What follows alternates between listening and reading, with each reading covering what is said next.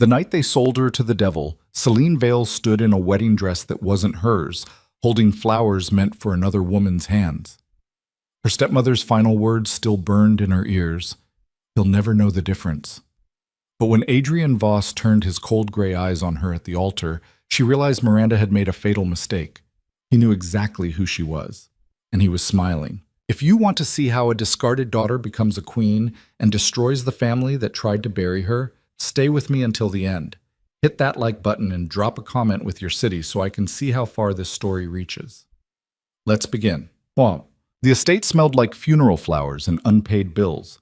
Celine stood at the kitchen sink, her hands raw from scrubbing the same cast iron pan for the third time that week.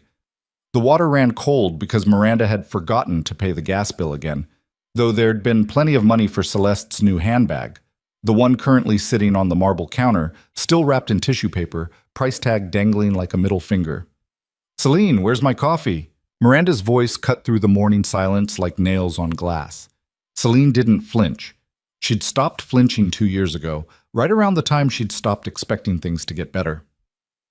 "Coming?" she called back, her voice flat. She dried her hands on a towel that used to be white, poured the coffee into the china cup Miranda insisted on using, one of the few pieces from her father's collection that hadn't been sold yet, and carried it into the dining room. Miranda sat at the head of the table, the seat that had been Celine's father's. She'd moved into it the day after the funeral, and she'd never left. Her blonde hair was perfectly curled, her makeup flawless even at 7 in the morning. She looked like the kind of woman who'd never scrubbed a pan in her life. She probably hadn't. "It's cold," Miranda said without tasting it. "It's not." "Don't talk back to me."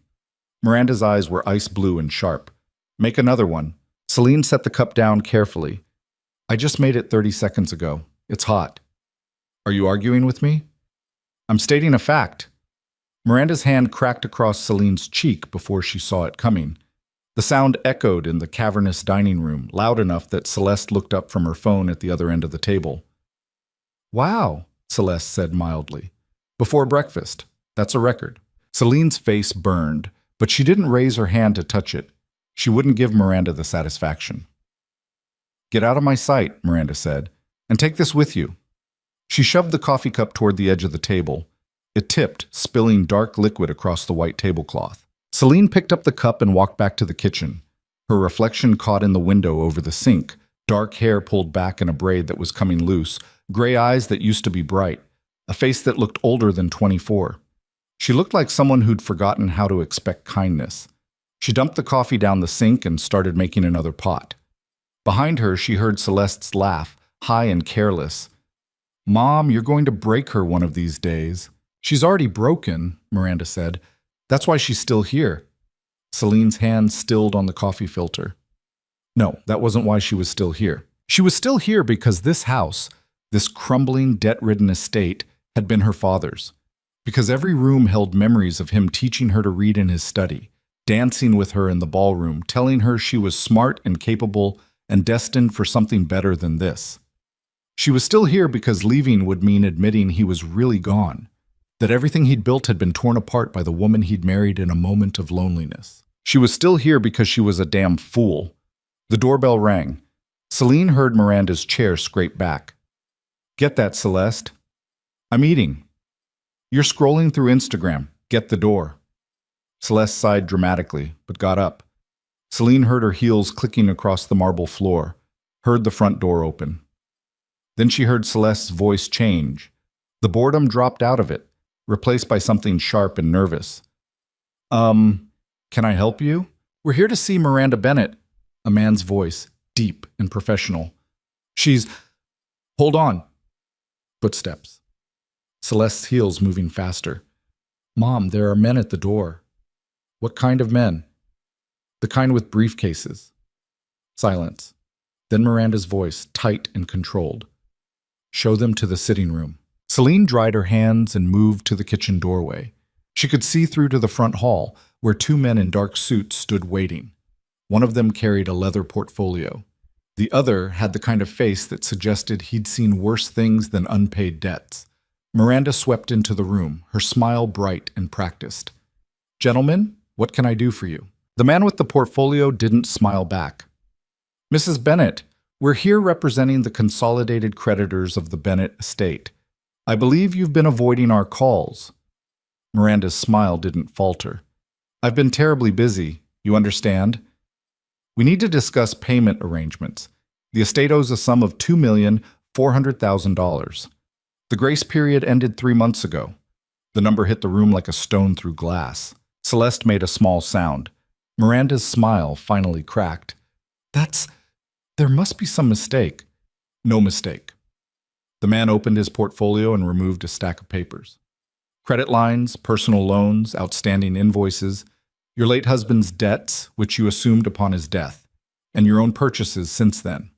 He glanced at Celeste, at the handbag on the counter behind her. "Quite a few of your own purchases?" Miranda's face had gone pale beneath her makeup. "I need time." "You've had time, 2 years of it." The man set the papers on the side table.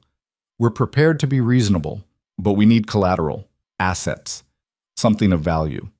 Miranda looked around the room as if seeing it for the first time. The paintings were gone, the sculptures, the antique furniture. She'd sold everything that wasn't nailed down, and some things that were. "The house is mortgaged beyond its value.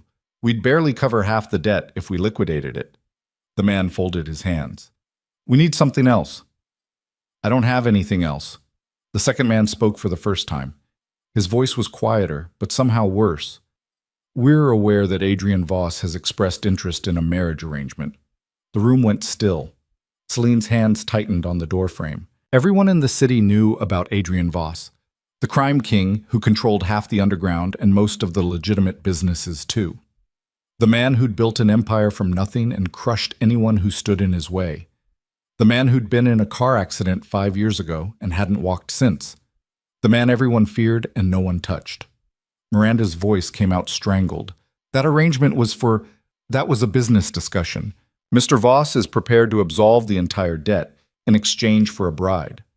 The quiet man's eyes were flat. "One of the Bennett daughters. The wedding is scheduled for this weekend." "No." The word ripped out of Celeste. "Absolutely not. I'm not marrying that cripple." "Celeste!" Miranda's voice cracked like a whip. "I won't do it!" Celeste's face was red, her voice climbing toward hysteria. "Everyone knows he's a monster. They say he killed his own brother. They say he can't even—" She stopped, but the implication hung in the air. Miranda grabbed her daughter's arm. "Lower your voice. I don't care. I'm not doing it." Celeste jerked away. "Make Celine do it. She's your stepdaughter. She counts." 3 pairs of eyes turned toward the kitchen doorway. Celine stepped back, but it was too late. They'd seen her. The man with the portfolio tilted his head. "You have another daughter?" "Stepdaughter," Miranda said quickly. "From my husband's first marriage. She's not— We don't consider her part of the family business." "Does she live here?" "She works here." "Then she's a Bennett." The man made a note on his papers. "Either daughter is acceptable. Mr. Voss left the choice to you." Celeste was already shaking her head. No, I have a life. I have plans. Marcus and I are going to—" She stopped again, her hand flying to her mouth. Miranda's eyes narrowed. "Marcus? Who the hell is Marcus?" "No one. Forget it." "Celeste Ann Bennett. Who is Marcus?" But Celeste was already backing toward the stairs, her face crumpling. "I can't marry Adrian Voss. I can't. I'm sorry, Mom, but I can't." She turned and ran. Miranda started after her, then stopped. Turned back to the men.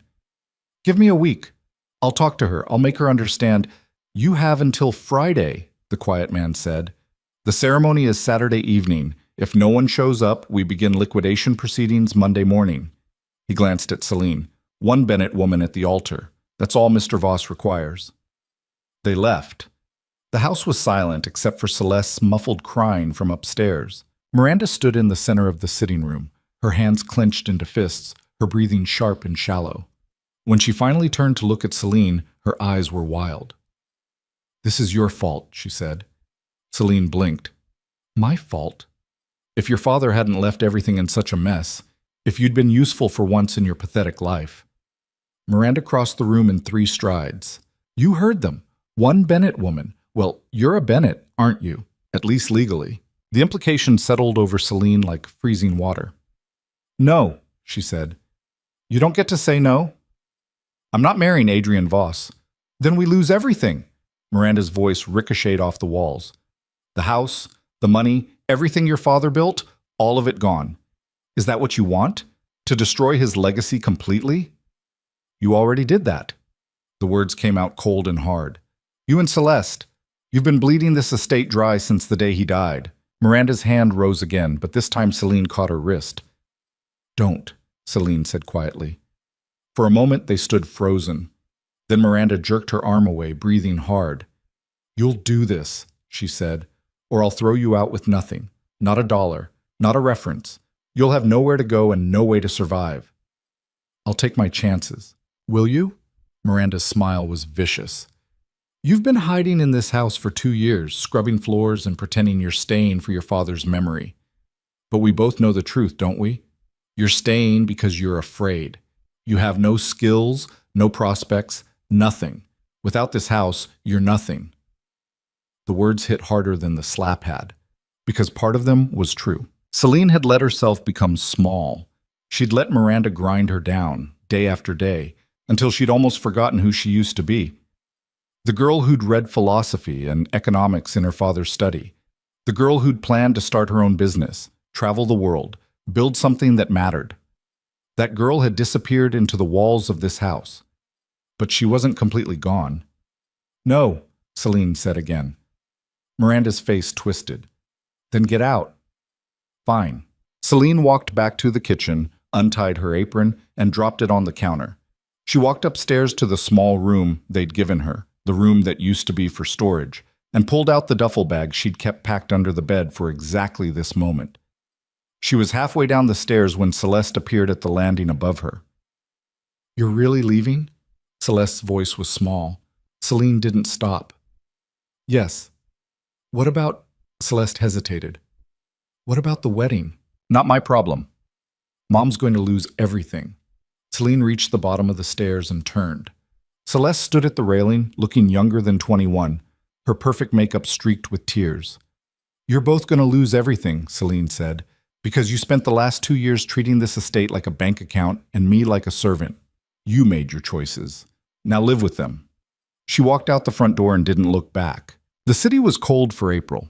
Celine walked 6 blocks before she realized she had nowhere to go. No friends left. She'd lost touch with all of them after her father died.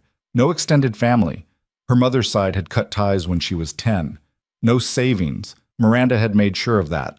She sat down on a bench in a small park, her duffel bag at her feet, and stared at the fountain in front of her. The water was off. The fountain had been broken for years. Behind her, footsteps. Celine Bennett? She turned. A woman in a black suit stood there, her dark hair pulled back in a severe bun. She looked like she'd stepped out of a corporate boardroom. Who's asking? Celine said. My name is Diana Roth. I work for Adrian Voss. The woman's expression was unreadable. He'd like to speak with you. Celine's stomach dropped. How did you? We've had people watching your house since the creditors made contact. Mr. Voss likes to know who he's dealing with. Diana gestured to a black car idling at the curb. Please. He doesn't like to be kept waiting. I'm not interested in marrying him. Then tell him yourself. Celine looked at the car, then at her duffel bag, then at the broken fountain. She had nothing to lose. She stood up and followed Diana to the car. The drive took 20 minutes. They left the tree-lined streets of her old neighborhood and moved deeper into the city, toward the glass towers of the financial district. The car pulled into an underground garage beneath one of the tallest buildings, and Diana led her to a private elevator. They rode up in silence. The doors opened onto a penthouse that looked like it had been designed by someone who understood power. Floor-to-ceiling windows overlooked the entire city. The furniture was sleek and modern, all clean lines and dark wood. Everything was immaculate, and in the center of the room, in a wheelchair, sat Adrian Voss. He was younger than she'd expected, maybe 35, with dark hair swept back from a face that was all sharp angles and controlled intensity. His eyes were gray, the kind of gray that looked silver in certain light. He wore a black suit that probably cost more than her father's estate had been worth. He was looking at her like he already knew every secret she'd ever kept. Miss Bennett, he said. His voice was smooth and deep, with just enough edge to remind her he was dangerous. Thank you for coming. Selene set her duffel bag down. I didn't have much choice. You had every choice. You could have refused Diana. You could have run. But you're here. He gestured to the chair across from him. Sit. I'd rather stand. Suit yourself. He leaned back, his hands folded in his lap. I assume you know why I asked to meet you. You want to buy a wife. His mouth curved slightly. I want to settle a debt. The wife is incidental. Then pick Celeste. She's the one they promised you. I don't want Celeste. His eyes never left her face. I want you. The words hung in the air between them. Celine's pulse was hammering, but she kept her voice steady. Why? Because I've been watching you for 6 months. The floor seemed to tilt. I've seen how they treat you, Adrian continued. Your stepmother and her daughter. I've seen you scrubbing floors in a house that should have been yours. I've seen you take every insult, every slap, every humiliation, and keep going. You want to know why I want you instead of Celeste? He leaned forward slightly. Because you're stronger than they'll ever be. Because you've survived 2 years of hell, and you're still standing. Because when I look at you, I don't see a victim. I see someone who's been waiting for a chance to burn it all down. Celine's throat was tight. You don't know me. I know enough. He paused. The wedding is in 4 days. Marry me, and I'll clear the debt. Your stepmother keeps the house, Celeste keeps her lifestyle, and you... He smiled, and it wasn't kind. You get out. What do you get? A wife who understands that this is a transaction. No illusions, no romance, no expectations beyond what we agree to. His eyes glittered. And someone I can trust not to stick a knife in my back the first chance she gets. You don't trust anyone. No, he agreed, but I trust self-interest. And right now, our interests align. Celine crossed her arms. What happens after the wedding? You live here. You attend events with me when necessary. You play the role of Mrs. Voss for the public. He tilted his head. In private, you have your own wing of the penthouse, your own life. I won't touch you unless you want me to. And if I say no, then you walk out that door with your duffel bag and take your chances on the street. Miranda and Celeste lose everything. The creditors liquidate the estate. He shrugged. I find another way to make my point. What point? That I always get what I want. Celine stared at him. At this man everyone called broken, sitting in a wheelchair with the kind of quiet power that filled the entire room. At the city spread out behind him like a kingdom he owned. She thought about Miranda's face, about Celeste's tears, about 2 years of scrubbing floors and swallowing rage. She thought about the girl she used to be, and the woman she could become if she stopped being afraid. I want something in return, she said.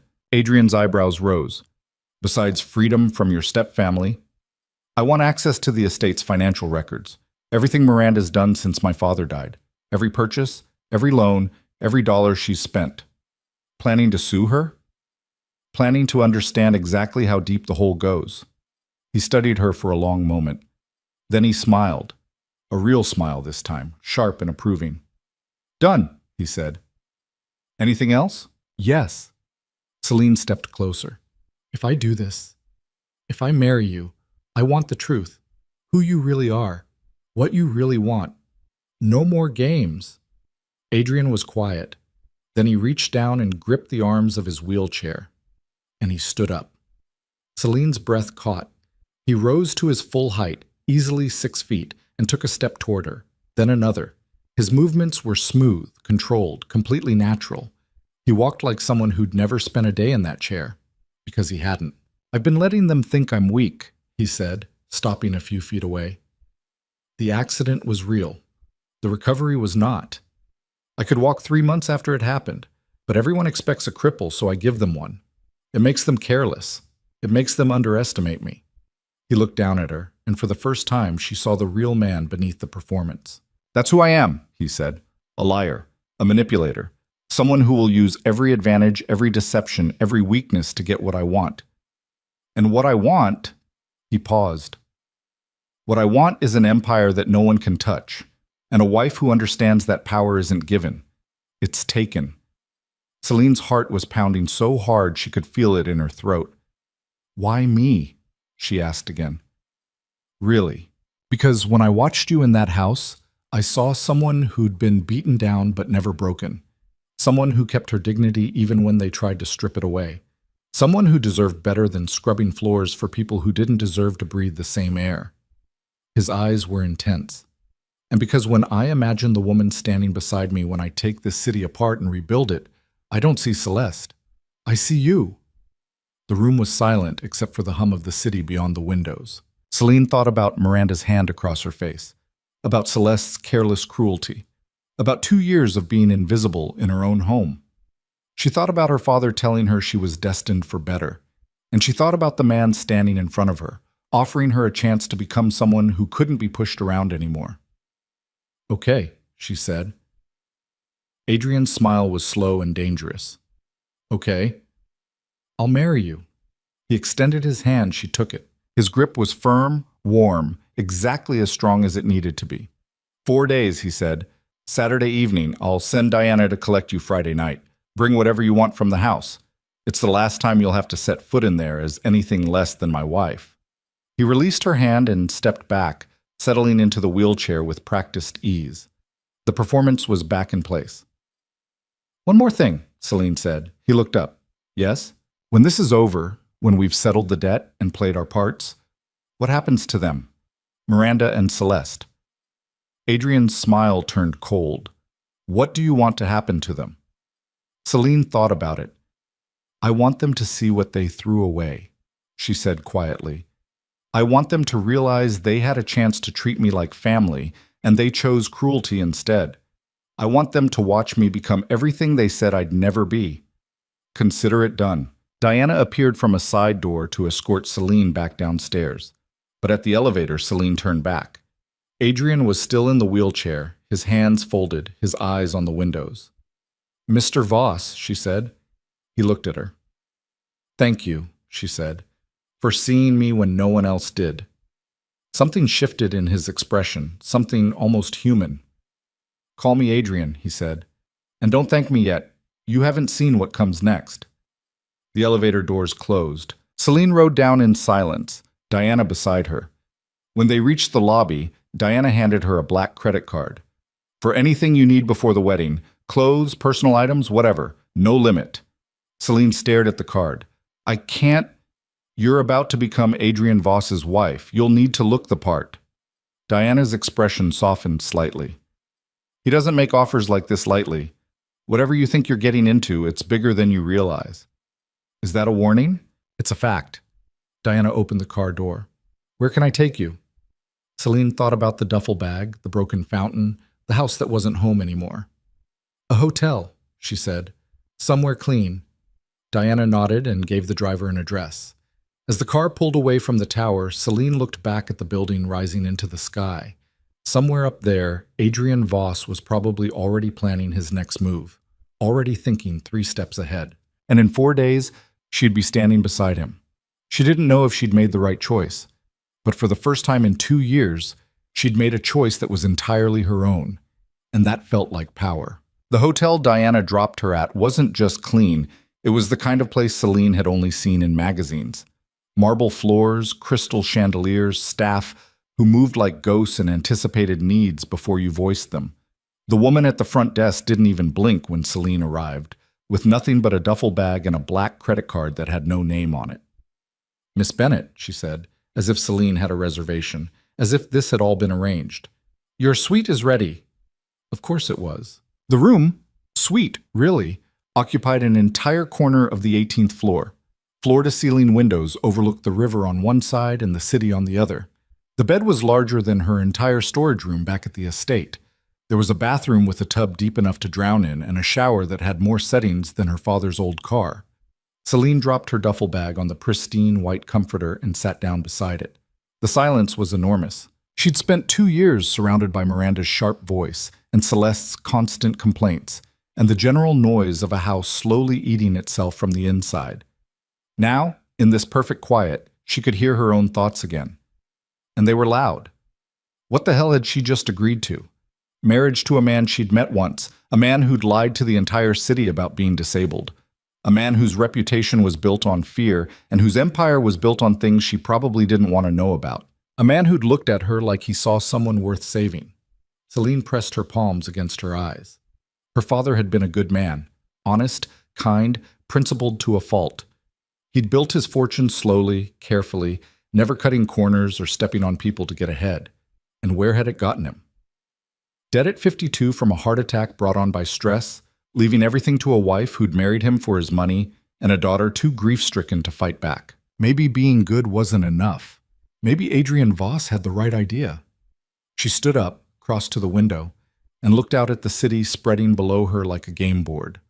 Somewhere out there, Miranda was probably tearing the house apart looking for her. Celeste was probably crying to whatever boyfriend she'd been hiding. And Adrian was sitting in his tower, playing chess with people who didn't even know they were pieces. In 4 days, she'd be one of those pieces too, unless she made herself something more. Celine picked up the phone beside the bed and dialed the front desk. "Yes, Miss Bennett?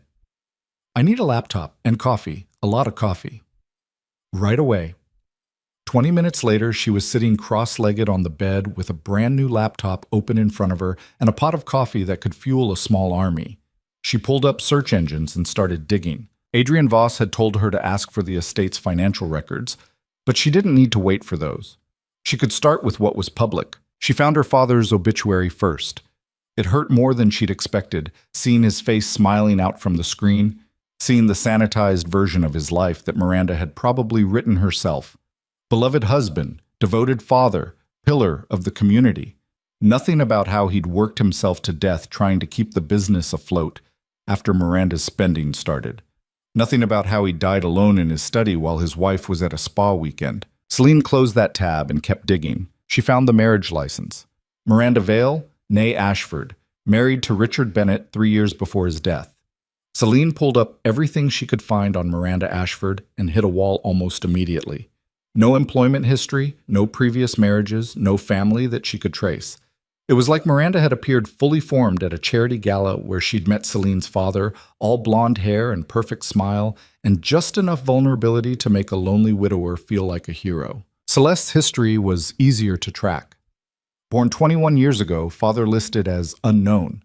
Raised by Miranda as a single mother until Richard Bennett had provided the stability they both needed, or the bank account they both wanted. Celine kept searching, following threads that went nowhere, until she found something that made her sit up straighter. A property deed, a house in Miranda's name, purchased 8 months before she'd met Richard Bennett. Purchased for cash, $300,000. Where the hell had a single mother with no job history gotten $300,000? Celine made a note and kept going. She pulled up the estate's business records next, the ones that were filed publicly. Her father's company, Bennett Industries, a mid-sized manufacturing firm that had been in the family for 2 generations, had been profitable until about 6 months before his death. Then the numbers started to shift. Accounts receivable went up, cash reserves went down. New loans appeared on the books, and all of it had happened after Miranda became a signatory on the business accounts. Celine's coffee had gone cold by the time she sat back, her eyes burning from the screen. Miranda hadn't just been bleeding the estate dry after Richard's death. She'd been doing it before. Slowly, carefully, positioning herself to take everything the moment he was gone. And Celine had been too buried in grief to see it. She closed the laptop and stared at the ceiling. 4 days until the wedding. 4 days to figure out if marrying Adrienne Voss was a terrible mistake or the smartest thing she'd ever done. 4 days to decide who she was going to be when she walked down that aisle. Her phone buzzed, a text from a number she didn't recognize. Diana Roth. Adrienne asked me to check in. Do you need anything? Celine stared at the message. Then she typed back. I need to see the estate's private financial records. Everything since my father married Miranda. The response came 30 seconds later. I'll have them sent to your room within the hour. Celine set the phone down and smiled. Maybe she was already learning to be a piece that moved herself.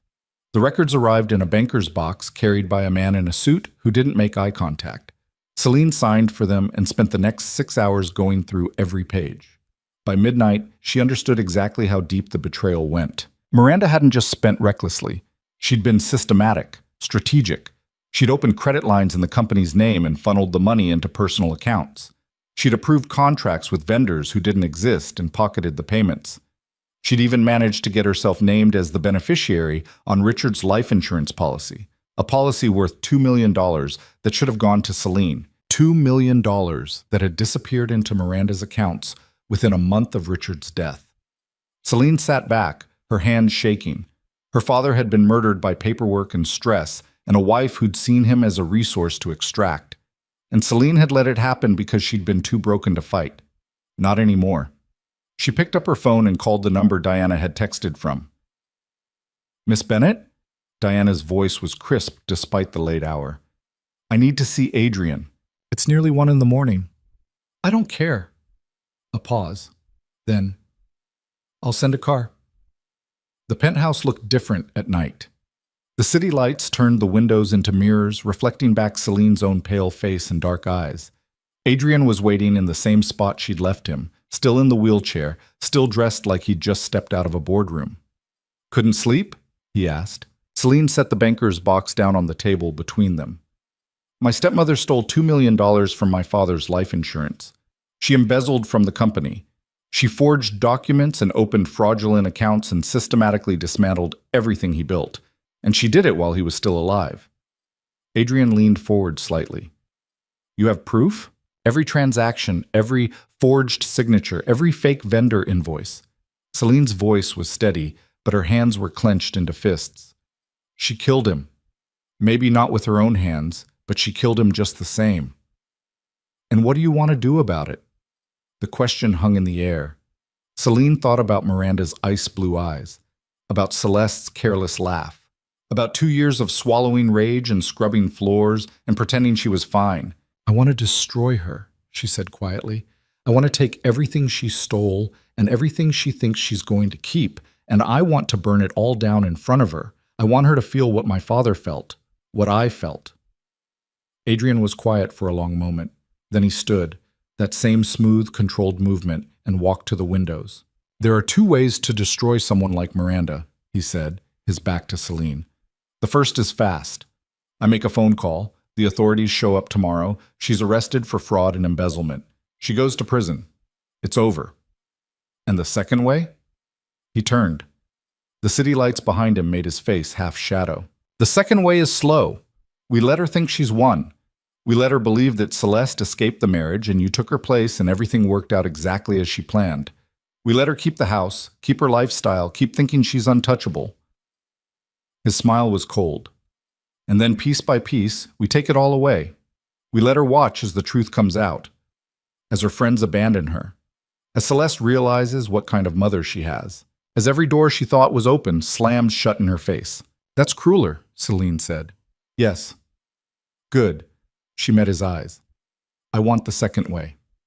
Adrian crossed the room until he was standing directly in front of her. "You're sure? Once we start this, there's no going back. Miranda will know you're behind it. She'll hate you for the rest of her life." "She already hates me." Celine's voice didn't waver. "At least this way she'll have a reason." He studied her face for a long moment, then he nodded. "We'll start after the wedding," he said. "For now, let her think she's safe. Let her think the marriage solved all her problems. It'll make the fall so much worse." "What about Celeste?" "What about her?" Celine hesitated. "She's not like Miranda. She's spoiled and selfish, but she's not... She didn't know about the embezzlement. She's just a kid who's never been told no." "She's 21, Adrian said flatly. "And she spent 2 years watching her mother abuse you and did nothing. Don't make excuses for her." "I'm not making excuses. I'm saying she's a different problem." Celine crossed her arms. "Miranda deserves everything that's coming to her. But Celeste, I think she might actually change if someone made her." "You want to save her?" "I want to give her one chance to save herself. If she wastes it, then she can burn with Miranda." Adrian looked at her with something that might have been respect. "You're more ruthless than I thought." "I'm learning." He smiled. "Good. You'll need it." He moved back to his wheelchair and settled into it with practiced ease. "The wedding is Saturday at 6. Small ceremony, just witnesses and the officiant. I've already arranged everything." "What do I need to do?" "Show up. Say the words. Try not to look like you're being led to your execution." He tilted his head. "Can you manage that?" "I think so." "Diana will bring you a dress tomorrow. She'll also bring you up to speed on the basics, how to handle the press, who the major players are in my organization, what's expected of you at public events. You'll need to be ready to perform. The word made Celine's stomach twist. Perform? We're putting on a show, Celine, the crippled crime king and his beautiful new wife. The city will eat it up. They'll write stories about how you saved me, how love conquers all that sentimental garbage. His eyes were hard. Let them. The more they underestimate us, the easier it is to move. Is that what you've been doing? Letting them underestimate you? For 5 years. He gestured to the wheelchair. Everyone thinks I'm weak, broken. They offer me deals they wouldn't offer someone they feared. They let things slip in my presence because they assume I'm not a threat. And then I use everything they give me to put a knife in their back. That's why you can walk, Celine said slowly. That's why you've been hiding it. That's why. He leaned back. And you're one of 3 people who know the truth. Diana, myself, and now you. Why tell me? Because if we're going to do this, if we're going to take apart Miranda and rebuild your life and play this game together, then we need to trust each other, at least enough to know each other's secrets. He paused. I showed you mine. What's yours? Celine thought about it. I don't have any. Everyone has secrets. Not me. Miranda made sure of that. She stripped everything away until there was nothing left to hide. Celine met his eyes. But I'll tell you what I do have. I have rage, years of it, and now I finally have somewhere to point it. Adrian's smile was slow and approving.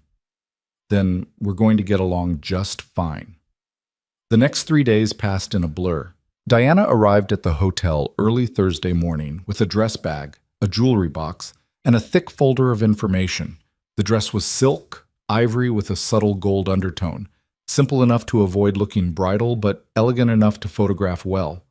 The jewelry was antique, a necklace and earrings that had apparently belonged to Adrian's grandmother. He wants you to wear these, Diana said, setting the box on the table. They've been in his family for 3 generations. Celine stared at the diamonds glittering against black velvet. This is too much. It's strategy. You're not just marrying him, you're becoming part of his legacy. These show that he's claiming you, protecting you. Diana's expression was unreadable. In his world, symbols matter. What world is that exactly? The one where power is currency and reputation is armor. Diana sat down across from her. Adrian controls a network that spans half the city. Some of it's legitimate, real estate, investments, tech companies. Some of it's not. He's made enemies, a lot of them. And now you're going to be a target too. Celine's mouth went dry. A target. Anyone who wants to hurt him will look at you and see leverage. That's why you need to be smart. Never go anywhere alone. Never accept drinks from strangers. Never trust anyone who approaches you claiming to be a friend of Adrian's unless I've vetted them first. Diana leaned forward. I know this sounds paranoid, but in this world, paranoia keeps you alive. You're trying to scare me. I'm trying to prepare you. Diana's voice softened slightly. Adrian doesn't let people in. Ever. The fact that he chose you, the fact that he told you about the wheelchair, that means something. But it also means you're in deeper than you realize.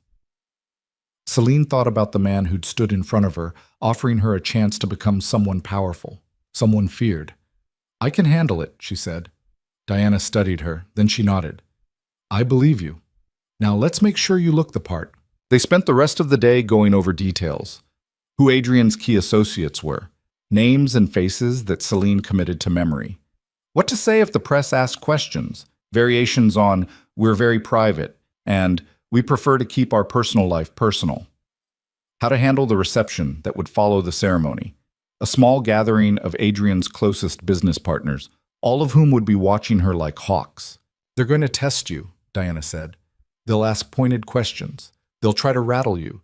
They want to see if you're strong enough to stand next to him. What happens if they decide I'm not? Then they'll try to remove you. Diana's smile was thin. Don't let them. Friday arrived too fast. Celine spent the morning packing up the hotel room. Not that there was much to pack. Everything she owned still fit in a duffel bag. Diana had offered to take her shopping, to build a wardrobe worthy of Mrs. Adrian Voss, but Celine had declined. She didn't want to show up at the wedding dressed in clothes someone else had chosen. She wanted to walk down that aisle as herself, even if herself was currently wearing jeans and a sweater that had seen better days. At noon, Diana called. There's been a development, she said without preamble. Your stepsister is missing. Celine sat up straight. What? Celeste left the estate sometime Wednesday night. Your stepmother filed a missing person report this morning, but it's pretty clear she ran away. There's security footage of her leaving with a suitcase and getting into a car with a man. Marcus, Celine said quietly. Who? Her boyfriend. She mentioned him when the creditors came. Miranda didn't know about him. Celine pressed her hand to her forehead. She ran away to avoid the wedding. Looks like it. Your stepmother is... Diana paused, and Celine heard something that might have been a smile in her voice. Let's just say she's not handling it well.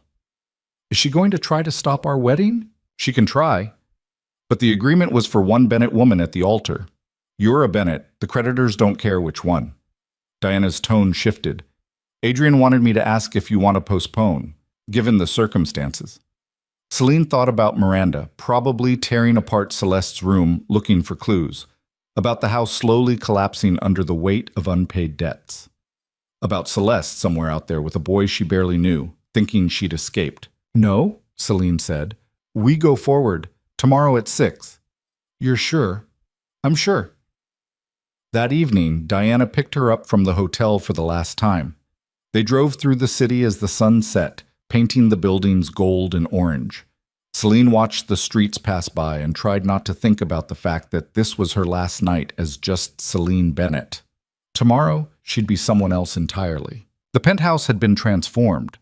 What had been a stark, modern space now held subtle touches of warmth, flowers in crystal vases, candles that hadn't been lit yet, a table set for 2 near the windows. Adrian was waiting, standing this time leaning against the window frame with a glass of something amber in his hand. He'd traded the wheelchair for a cane, a concession to the performance he'd have to give tomorrow, Celine assumed. Diana said Celeste ran, he said by way of greeting. Apparently. How do you feel about it? Celine considered the question. Honestly, relieved. I didn't want her there watching, judging. She'd be doing more than judging, she'd be planning. Adrian took a sip of his drink. Girls like Celeste don't run away for love. They run away because they're too cowardly to face consequences. Maybe. Celine crossed to the windows and looked out at the city. Or maybe she's smarter than I thought. Maybe she saw what Miranda really is and decided to get out while she could. You're generous. I'm realistic. She glanced at him. People change when they're scared enough. Maybe losing everything will teach her something. And if it doesn't, then she made her choice. Celine turned back to the view. Just like I made mine. They stood in silence for a moment, the city sprawling beneath them. Are you nervous? Adrian asked. About tomorrow? Celine thought about it. No, I'm terrified, but not about marrying you. Then what? About becoming someone I don't recognize. She wrapped her arms around herself. 2 years ago, I was someone different. I had plans, dreams, a future. Then my father died, and I just stopped. I let Miranda turn me into this small, quiet thing that didn't fight back. And now I'm about to become your wife and step into a world I don't understand, and I'm scared that I'll lose myself again, that I'll become whoever you need me to be and forget who I actually am. Adrian set down his glass and moved to stand beside her. Do you know why I chose you? You said it was because I was strong. I said it was because you survived. There's a difference. He looked at her, his gray eyes steady. Strength is easy to fake. Survival, real survival, that requires something deeper. It requires knowing exactly who you are at your core and refusing to let anyone take that away, no matter how hard they try. He paused. Miranda tried to break you for 2 years. She failed.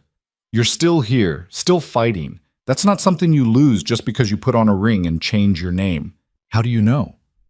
Because I've been watching you, and I've never once seen you be anything other than exactly who you are. He smiled slightly. Even when who you are is inconvenient. Celine felt something tight in her chest loosen just a fraction. Thank you, she said quietly. Don't thank me. Just don't lose that edge. He picked up his glass again. I need a wife who can hold her own in a room full of sharks. If you show up tomorrow trying to be demure and sweet, we're both screwed. I've never been sweet a day in my life. Good, keep it that way. Diana emerged from one of the side rooms. Your suite is ready, Miss Bennett. I've laid out everything you'll need for tomorrow. Celine followed her through the penthouse to a wing she hadn't seen before.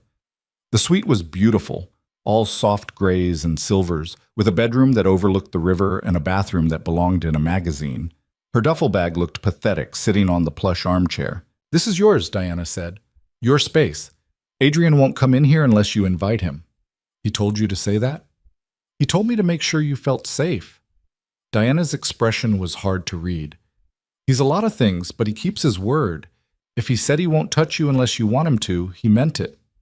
Celine sank onto the edge of the bed. "Why are you helping him? You could work anywhere." "I could," Diana agreed, "but I work for him because he's the only person in this city who sees potential instead of limitations. He saw it in you. He saw it in me 5 years ago when I was just another lawyer drowning in debt and bad choices. He gave me a chance to be more than what everyone else thought I could be." She headed for the door. "Get some sleep. Tomorrow's going to be a long day." After she left, Celine lay back on the bed and stared at the ceiling. In less than 24 hours, she'd be married to a man she barely knew. A man who could walk but pretended he couldn't. A man who'd built an empire on deception and fear. A man who'd looked at her and seen something worth protecting. She thought about her father, about what he would say if he could see her now. Maybe he'd be disappointed. Maybe he'd tell her she was making a terrible mistake. Or maybe he'd understand that sometimes survival meant becoming someone different, someone harder, someone who couldn't be broken by people like Miranda. Celine closed her eyes. Tomorrow, she'd find out which one she was becoming. She woke to sunlight streaming through floor-to-ceiling windows and the smell of coffee from somewhere in the suite. For a moment, she didn't remember where she was. Then it all came rushing back. The penthouse, Adrian, the wedding that was happening in less than 12 hours. Celine sat up and found a tray on the nightstand.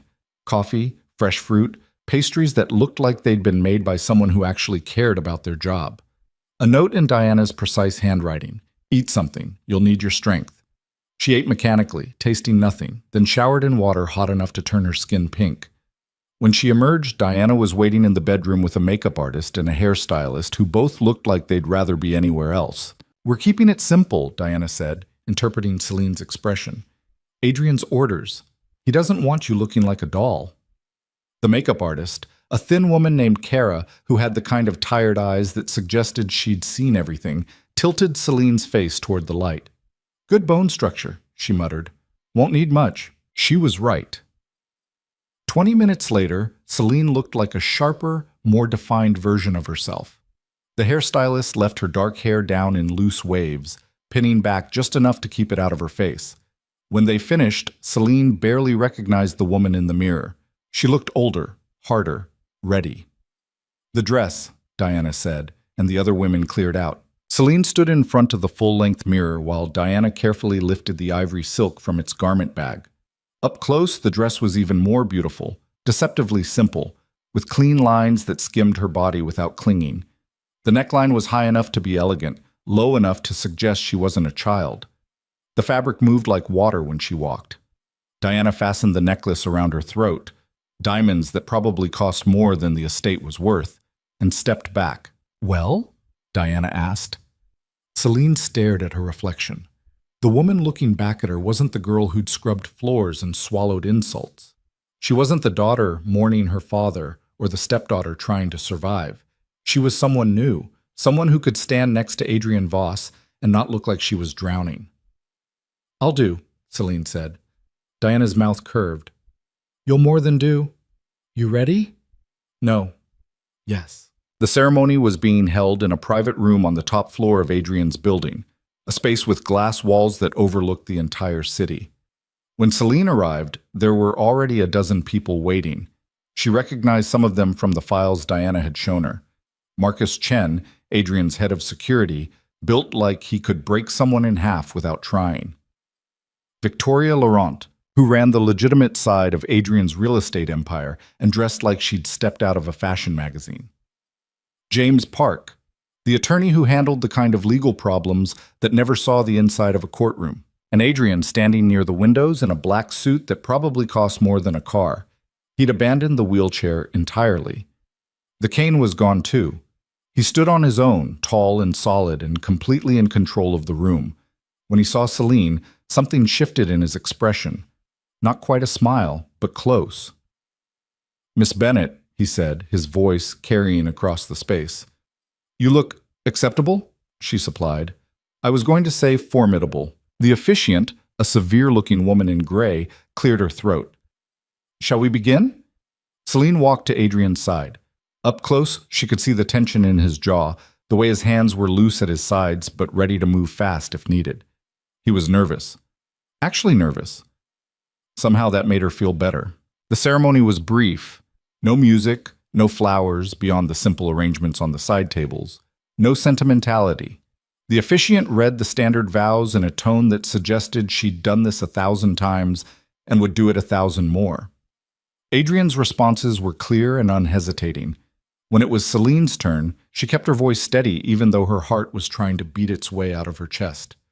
"Do you, Celine Marie Bennet, take this man to be your lawfully wedded husband?" She looked at Adrian, at the man who'd offered her a way out when she had nothing left, the man who'd seen her at her lowest and decided she was worth something.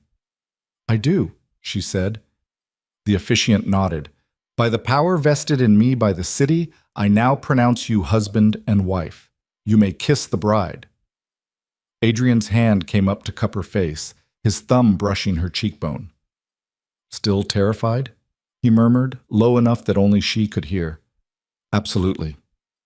"Good." And then he kissed her. It wasn't what she'd expected. Not performative or demanding or designed to prove anything to the people watching. It was careful. Almost gentle. Like he understood that she was standing on the edge of something enormous, and he wasn't going to push her over. When he pulled back, his gray eyes were darker. "There," he said quietly. "That wasn't so bad."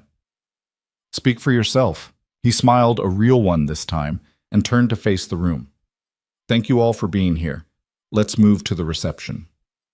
The gathering afterward was small but intense.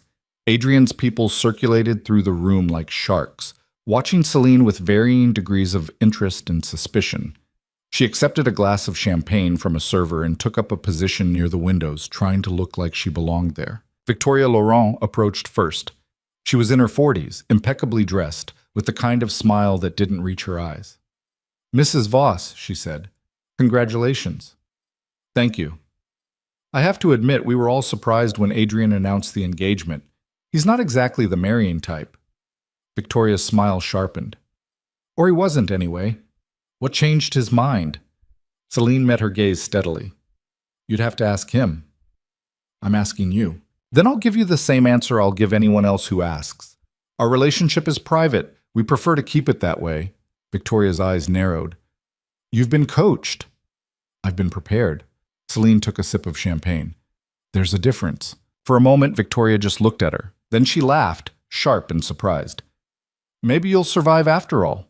She leaned in slightly. "Word of advice. Half the people in this room are looking for a weakness to exploit. The other half are looking for an ally. Figure out which half you're dealing with before you say anything that matters." "Which half are you?" "Neither. I'm the half that's waiting to see if you're actually useful." Victoria's smile was thin. "Adrian doesn't make careless moves. The fact that he married you means something. I just haven't figured out what yet." She walked away, leaving Celine alone again. Marcus Chen was next. He didn't bother with pleasantries. "You know how to shoot?" Celine blinked. "What?" "A gun. You know how to use one?" "No. Learn." He pulled out his phone, typed something, and showed her the screen. "That's the address of a range. Diana will take you next week. You need to know how to protect yourself." "Is that really necessary?" Marcus gave her a look that suggested she'd just asked if breathing was necessary. "You're married to the most dangerous man in the city. People are going to come after you just to get to him. So yeah, it's necessary." He walked away before she could respond. James Park approached with a friendlier expression, though his eyes were just as calculating as Victoria's. "Don't let Marcus scare you. He's paranoid by nature." "He didn't scare me." "No?" James studied her. "Good. You're going to need that. This world, Adrian's world, it's not kind to people who show fear." "I'm starting to understand that. Are you?" He tilted his head. "Because from where I'm standing, you look like someone who just jumped off a cliff and is hoping she grows wings on the way down." Celine's jaw tightened. Is there a point to this conversation? Just making sure you know what you've gotten yourself into. Adrian's enemies are creative. They'll go after your family, your friends, anyone you care about. They'll dig into your past and weaponize anything they find. And they won't stop just because you're married to him. If anything, that makes you a bigger target. James's voice was conversational, like he was discussing the weather. I'm not trying to scare you. I'm trying to prepare you. There's a difference. Everyone keeps saying that. Because it's true. He glanced across the room to where Adrian was talking with Victoria. He chose you for a reason. I'm just trying to figure out if you're strong enough to justify that choice. I guess we'll find out, Celine said. James smiled. I guess we will. The next hour was more of the same. Adrian's people approached one by one, sizing her up, testing her, trying to find the cracks in her armor. By the time the reception started winding down, Celine felt like she'd been through a combat zone. Adrian appeared at her elbow. You're doing well. I feel like I've been interrogated by the entire room. You have. They're making sure you're not a liability. He guided her toward a quieter corner. What do you think of them? I think they're all waiting for me to fail. Some of them. Others are waiting to see if you're worth their loyalty. He paused. Victoria likes you. She has a strange way of showing it. She respects strength. You stood your ground. That's more than most people do the first time they meet her. Adrian's hand settled at the small of her back, warm through the silk. Marcus will have you shooting by next week. James will start testing you on legal strategy, and Victoria will probably try to recruit you for one of her projects. Welcome to the family. This is your family. Close enough. He looked down at her, his expression unreadable.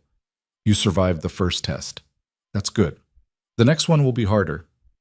What's the next one? Dinner with Miranda. Celine's stomach dropped. What? She called while you were getting ready, demanded to speak with me. I told her we'd come by the estate tomorrow evening. Adrian's smile was cold. She wants to congratulate us on the marriage and probably try to squeeze more money out of the arrangement. You said yes? I said we'd consider it, but we're going. He tilted his head. Unless you're not ready. Celine thought about Miranda's face, about walking back into that house as Adrian Voss's wife instead of the unpaid help. I'm ready, she said. Good, because this is where we start taking her apart. The guests began filtering out, offering final congratulations that felt more like warnings. When the room was finally empty except for Diana, Adrian turned to Celine. You should rest, he said. It's been a long day. What about you? I have work to do. I'll be in my office if you need anything. He started to walk away, then stopped. Celine? Yes? You did well today, better than I expected. Was that a compliment? It was a fact. He smiled slightly. But yes, take it as a compliment if you want. After he left, Diana walked Celine back to her suite. How are you holding up? Diana asked. I'm not sure yet. Ask me tomorrow after I've processed the fact that I just married a crime lord in front of witnesses. Diana's mouth twitched. For what it's worth, you handled yourself well. I've seen grown men crack under less pressure than Victoria Laurent's stare. She's terrifying. She's effective. There's a difference. Diana opened the door to Celine's suite. Get some sleep. Tomorrow's going to be interesting. Alone in the suite, Celine kicked off the heels that had been slowly killing her feet and collapsed onto the bed. The dress pooled around her like liquid silver. She stared at the ceiling and tried to make sense of the last 12 hours. She was married to Adrian Voss, the man everyone feared, and somehow, impossibly, she didn't regret it. Her phone buzzed, a text from a number she didn't recognize. I heard you got married. Congratulations, I guess. See Celeste. Celine stared at the message for a long moment, then typed back. Where are you? The response came quickly. Somewhere Mom can't find me. Is she furious? Probably. She called Adrian to set up dinner tomorrow. 3 dots appeared, then disappeared, then appeared again. Finally, be careful. She's planning something. She always is. Celine frowned. What do you mean? Just trust me. Don't drink anything she offers you. Don't eat anything she makes. Don't trust anything she says. A pause, then another message. I know I was awful to you. I'm sorry. I didn't know how bad it was until I left. Celine's throat tightened. She typed, "Are you safe?" "Yeah. Marcus is nice, really nice. And he's nothing like the guys Mom tried to set me up with." Another pause. "I should have stood up for you. I'm sorry I didn't." Celine sat up, her heart pounding. This was the first real conversation she'd had with Celeste in 2 years. The first time her stepsister had sounded like an actual person instead of Miranda's shadow.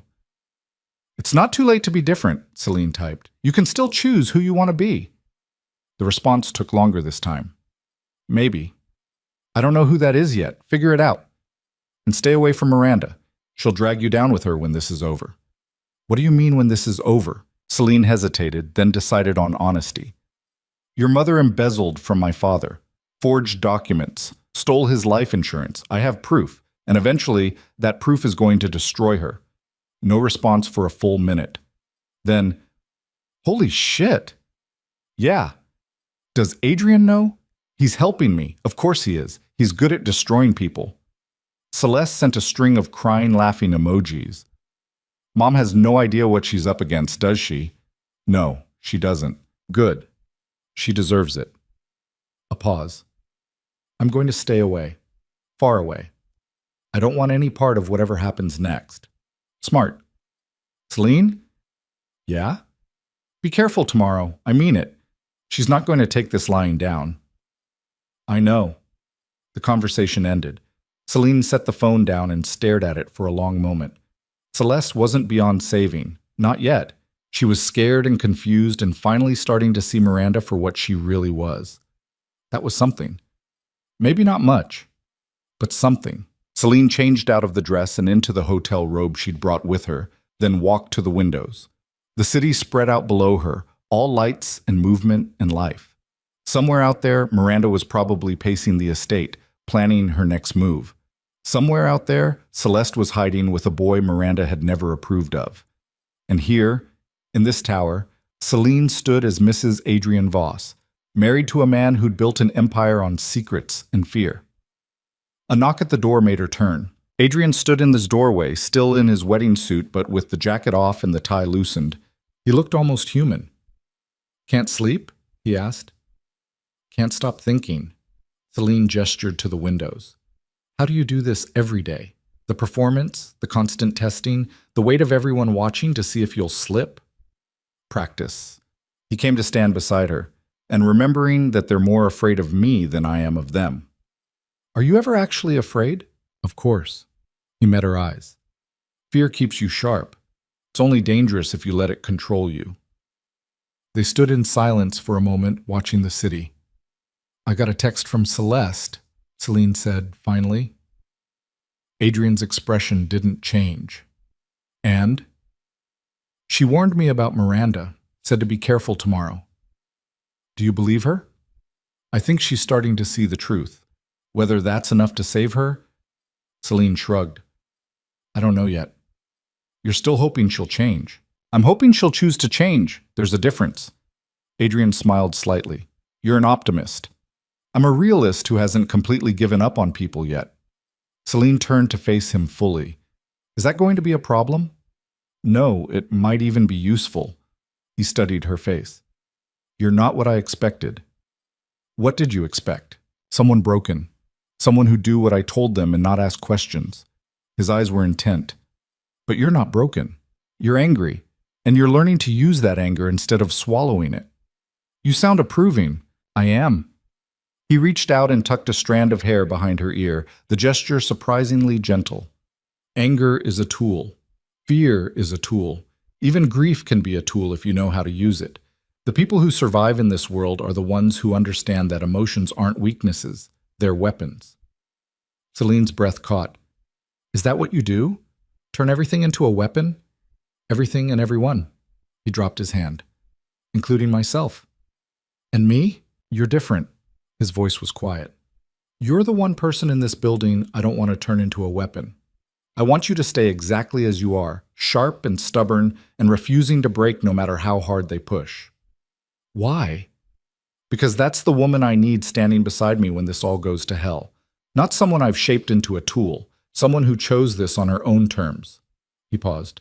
"Did you choose this?" Celine thought about the question. about the hotel room and the broken fountain, and the moment she'd decided to get in Diana's car instead of walking away. "Yes," she said, "I chose this." "Then we're going to be fine." He stepped back toward the door. "Get some rest. Tomorrow we walk into the lion's den, and I need you sharp." After he left, Celine returned to the windows. Tomorrow, they'd go back to the estate. Back to the house where she'd spent 2 years being ground down into nothing. But this time, she wouldn't be walking in as the help or the forgotten daughter or the girl nobody wanted. She'd be walking in as Adrian Voss's wife. And that changed everything. She pressed her hand against the glass and smiled. Sunday evening arrived too fast. Celine dressed carefully. A dark green dress that Diana had procured from somewhere. Elegant without being flashy, paired with the diamond earrings from the wedding. She looked expensive, untouchable, exactly the image they needed to sell. Adrian was waiting in the main room, back in the wheelchair. The transformation was seamless, shoulders slumped just slightly, hands resting loose in his lap, expression carefully neutral. If Celine hadn't seen him stand, hadn't watched him walk across the penthouse like he owned the world, she would have believed he was exactly what he appeared to be. "Ready?" he asked. "No, but let's go anyway." The drive to the estate was quiet. Marcus drove, his eyes constantly scanning the road, the buildings, everything. Diana sat in the passenger seat, typing on her phone. Celine and Adrian sat in the back, not touching but close enough that she could feel the heat of him beside her. "Remember," Adrian said as they turned onto the familiar tree-lined street, "let her make the first move. Don't react to anything she says. We're here to be polite, accept her congratulations, and leave, nothing more. And if she pushes, then we push back, but calmly. We're in control here, not her." He glanced at Celine. "How are you feeling?" "Like I'm about to walk back into a nightmare." "You're not walking in alone this time." The car pulled up to the estate's front gate. Marcus spoke into the intercom, and the gate swung open. As they drove up the long driveway, Celine saw the house with new eyes.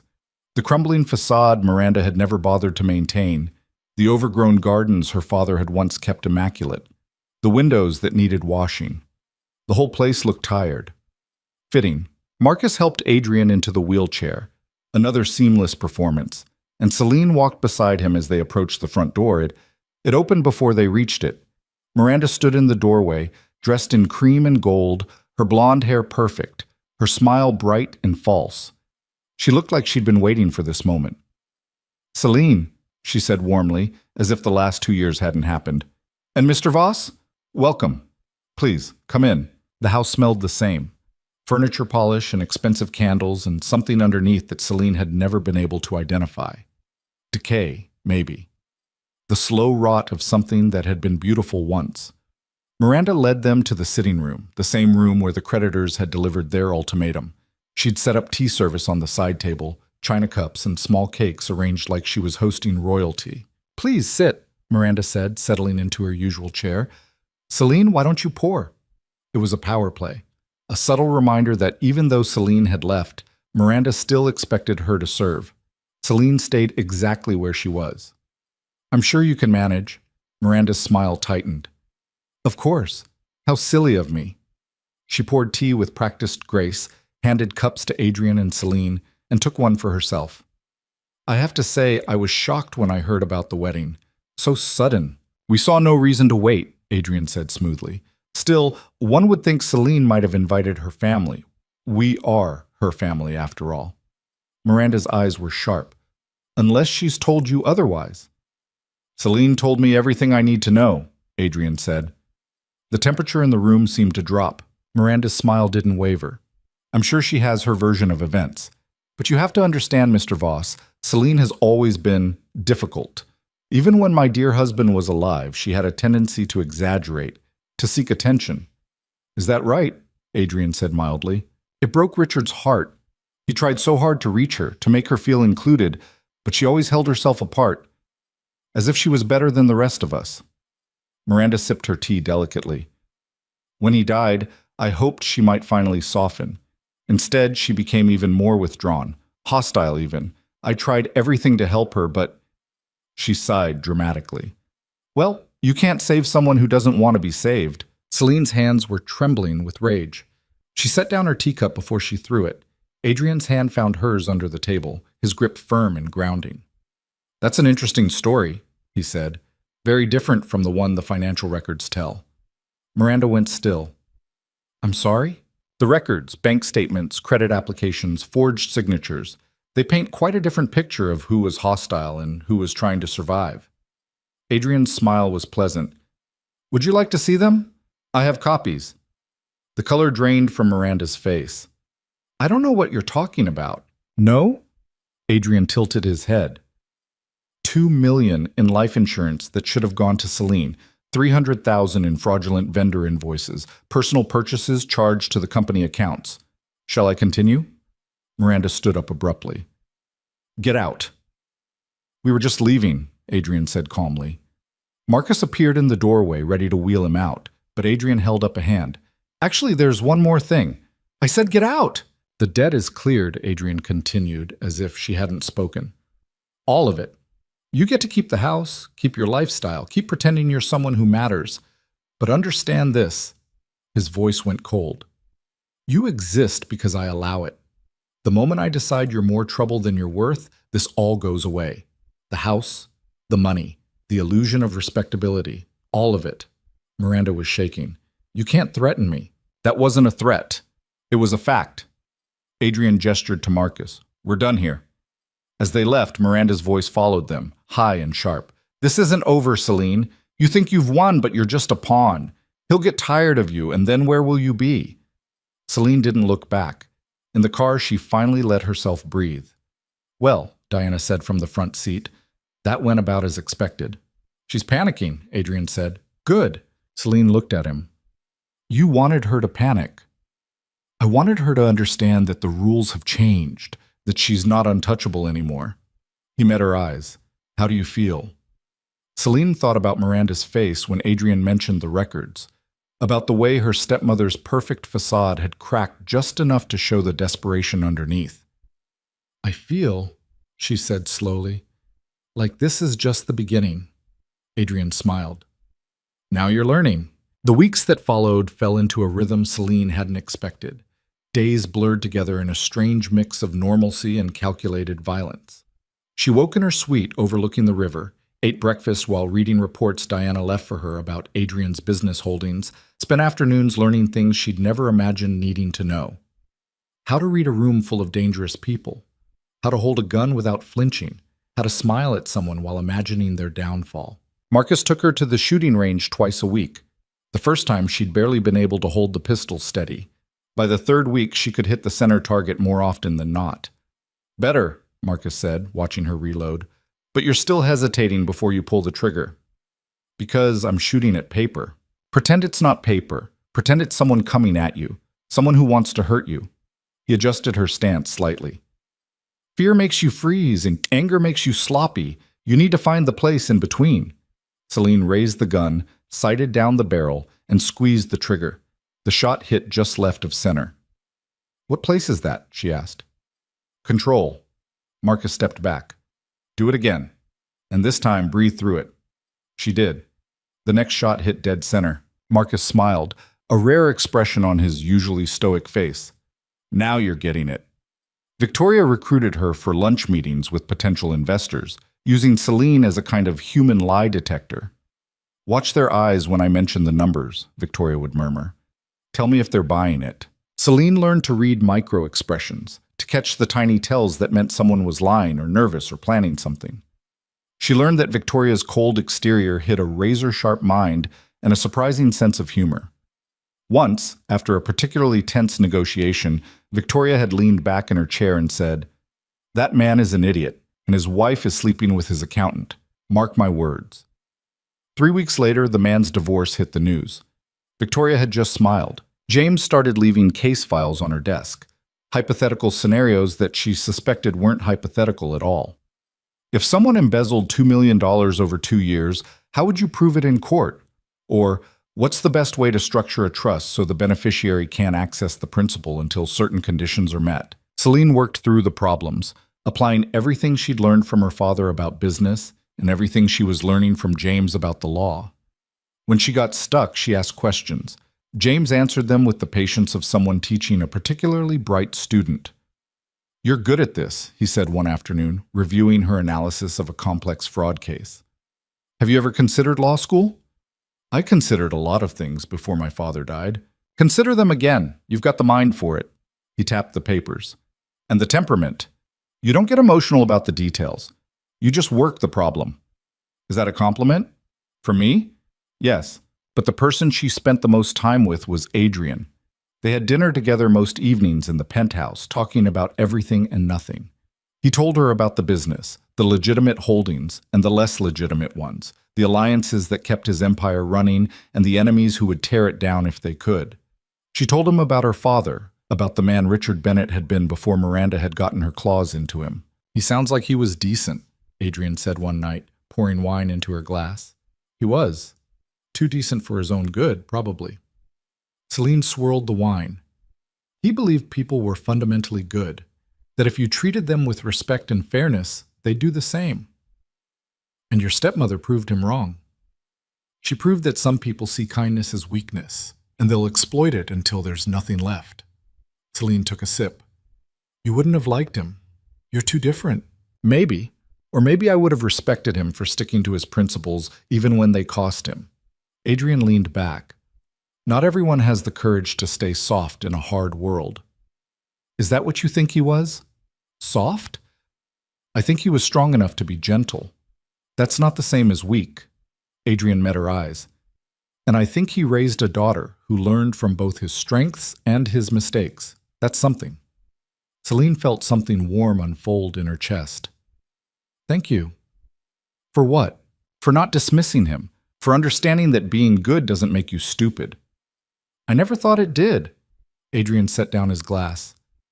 "But I do think it makes you vulnerable. And vulnerability in this world gets you killed. Is that why you're never vulnerable?" "I'm vulnerable every time I let you see me walk." He said it lightly, but there was truth underneath. "You could destroy me with that information. One phone call to the right person, and my entire empire crumbles." "I wouldn't." "I know. That's why I told you." He stood, abandoning the wheelchair entirely when they were alone. "Trust is the most dangerous weapon there is, and I'm trusting you with mine." The words hung between them, heavy with implications Celine wasn't ready to unpack. She changed the subject. "What's the plan with Miranda? You said we were taking her apart slowly. When does that start?" Adrian's smile turned cold. "It already has." The first crack appeared 3 weeks after the wedding. Celine was having coffee with Victoria when Diana appeared with her tablet, her expression carefully neutral. "You should see this." The tablet showed a news article, small, buried on page 6 of the business section, but damning nonetheless. An investigation into Bennett Industries' accounting practices during Richard Bennett's final year. Questions about irregular transactions and missing funds. No names mentioned yet, but the implication was clear. "Did you?" Celine looked at Adrian, who'd appeared in the doorway. "James filed an anonymous tip with the Regulatory Commission," he said calmly. "They're going to audit the company's books. When they do, they'll find exactly what we want them to find." Victoria scanned the article. "How long until this connects to Miranda directly?" 2 months. Maybe 3. They'll trace the accounts, find her signature on the documents, build their case. Adrian's eyes were hard. "By the time they're done, she won't be able to claim ignorance." Celine's hands were shaking. "She's going to know this came from us." "Let her know. Let her panic. Panic makes people careless." He moved closer. "Are you having second thoughts?" Celine thought about her father's face in those last months, about the stress lines around his eyes, the way he'd aged years in the span of weeks, about coming home to find him slumped over his desk, gone before the ambulance could arrive. "No," she said. "No second thoughts." The second crack came 2 weeks later. Miranda called the penthouse. Diana answered, listened for 30 seconds, then wordlessly handed the phone to Celine.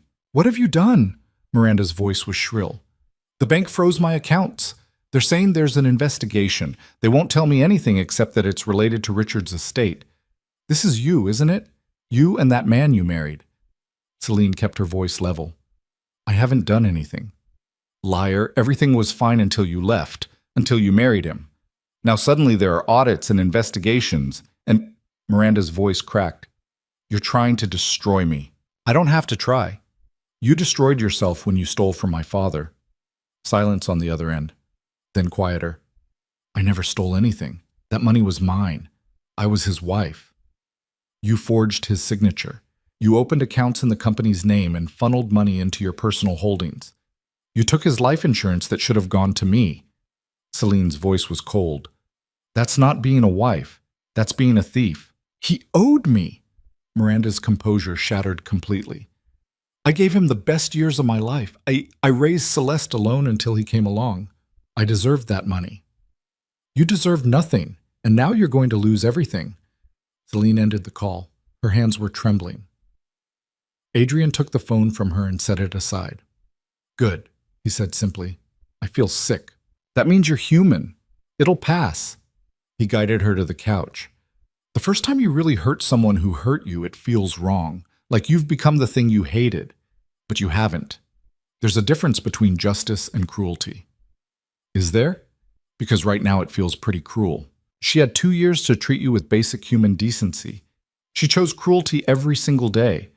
What we're doing, Adrian sat beside her. What we're doing is giving her exactly what she earned, not more, not less.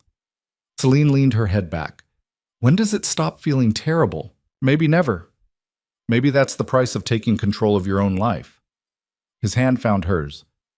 But I can tell you this, it gets easier. The second time, the third time. Eventually you learn to separate what you feel from what you need to do. And then you become dangerous. Is that what you are? Dangerous. I'm the most dangerous person you'll ever meet. He said it matter-of-factly. But I'm on your side. Remember that when this gets hard. The calls from Miranda became more frequent, desperate. She tried threats first. She'd go to the press. She'd tell everyone what kind of man Adrian really was. She'd ruin them both. When that didn't work, she tried begging. She needed money, just a little to get by until the investigation cleared. She'd pay it back, she promised. Celine stopped answering. But Celeste called too, and those calls Celine took. Mom's losing it, Celeste said during one late-night conversation. She keeps calling me, asking where I am, begging me to come home. I think she's scared. She should be. Celine, Celeste's voice was small. What's going to happen to her? She's going to face consequences for what she did. Prison, probably. Asset forfeiture. Public humiliation. All of it. And there's nothing I can do? You could testify against her. Tell them what you know about her spending, her behavior, anything that might be useful to the investigation. Celine paused. But that would mean choosing a side, and I don't think you're ready for that. Celeste was quiet for a long moment. I don't want her to go to prison. Even after everything she did? She's still my mother. Celeste made a frustrated sound. I know she's terrible. I know what she did to your dad, to you, to everyone. But she's all I've ever had. How do I just walk away from that? Celine softened slightly. You don't have to do it all at once. You just have to decide who you want to be. Someone who enables her or someone who stops her. There's no middle ground anymore. That's not fair. No, it's not, but it's true. After Celeste hung up, Adrian emerged from his office. She's going to choose Miranda. You know that, right? Maybe. Or maybe she'll surprise us. You're still hoping she'll change. I'm hoping she'll have the chance to change. What she does with that chance, Celine shrugged. That's on her. 2 months after the wedding, the investigation went public in a big way. Front-page news, federal charges filed against Miranda Bennett for wire fraud, embezzlement, and forgery. The estate was seized pending the outcome of the trial. Miranda's bail was set at $500,000, money she didn't have anymore, because every account she'd controlled had been frozen. She called from the county jail, and this time Celine answered. Please, Miranda's voice was broken, all the polish stripped away. Please, Celine, I'll give everything back. I'll testify, I'll cooperate, whatever you want. Just get me out of here. No. Please, I'm begging you. I can't stay in here. You don't understand what it's like. I understand perfectly. It's what you deserve. Celine's voice was ice. You spent 2 years grinding me down, making me feel worthless, taking everything my father built and burning through it like it didn't matter. Now you get to see what it feels like to have nothing, to be nothing. I'm sorry. Miranda was crying now. I'm sorry, okay? I was wrong. I was terrible to you, I admit it. Just please. Being sorry isn't enough. It doesn't fix what you broke. It doesn't bring my father back. It doesn't give me those 2 years back. Celine's throat was tight. You made your choices. Now live with them. She hung up. This time, she didn't feel sick. She felt nothing at all. Adrian found her standing at the windows, staring out at the city. How do you feel? He asked. Empty. Is that normal? Yes. You just drew a line in the sand, decided that some things can't be forgiven, some people can't be saved. That takes something out of you. He stood beside her. But it also makes you stronger, because now you know exactly what you're capable of. I'm capable of destroying someone who destroyed me first. You're capable of protecting yourself, of demanding justice when everyone else would tell you to be the bigger person and move on. Adrian's reflection in the glass was sharp. The world tells women to forgive, to be gracious, to turn the other cheek, but sometimes the right thing to do is burn it all down and build something new from the ashes. Celine turned to face him. Is that what we're doing? That's exactly what we're doing. The trial was set for 6 months out. In the meantime, Miranda sat in county lockup, unable to make bail, unable to contact anyone except her court-appointed attorney. The press had a field day. Wealthy widow steals from dead husband's estate, faces decades in prison. Some outlets painted her as a victim of circumstance. Most didn't. Celine watched it all from a distance, insulated by Adrian's name and money and the fortress he'd built around them both. But she knew the real confrontation was still coming. It arrived in the form of an invitation. Victoria dropped it on Celine's desk one afternoon. Heavy cardstock, elegant script, the kind of invitation that cost more than most people spent on rent. The Hartwell Foundation Gala, Victoria said. Annual fundraiser for the city's elite. $5,000 a plate. Everyone who matters will be there. Celine scanned the invitation. Why are you showing me this? Because Adrian wants to go. And he wants to bring you. Victoria's smile was thin. It's time to introduce you to the real players in this city. The people who control the money, the power, the decisions that shape everything. You've been hidden away for 2 months. They're curious. Curious isn't good. Curious is opportunity. You show up on Adrian's arm. You show them you're not some delicate flower who needs protection. You show them you're a threat in your own right. Victoria leaned against the desk. This is your debut. Make it count. Celine looked at the invitation again. The gala was 3 weeks away.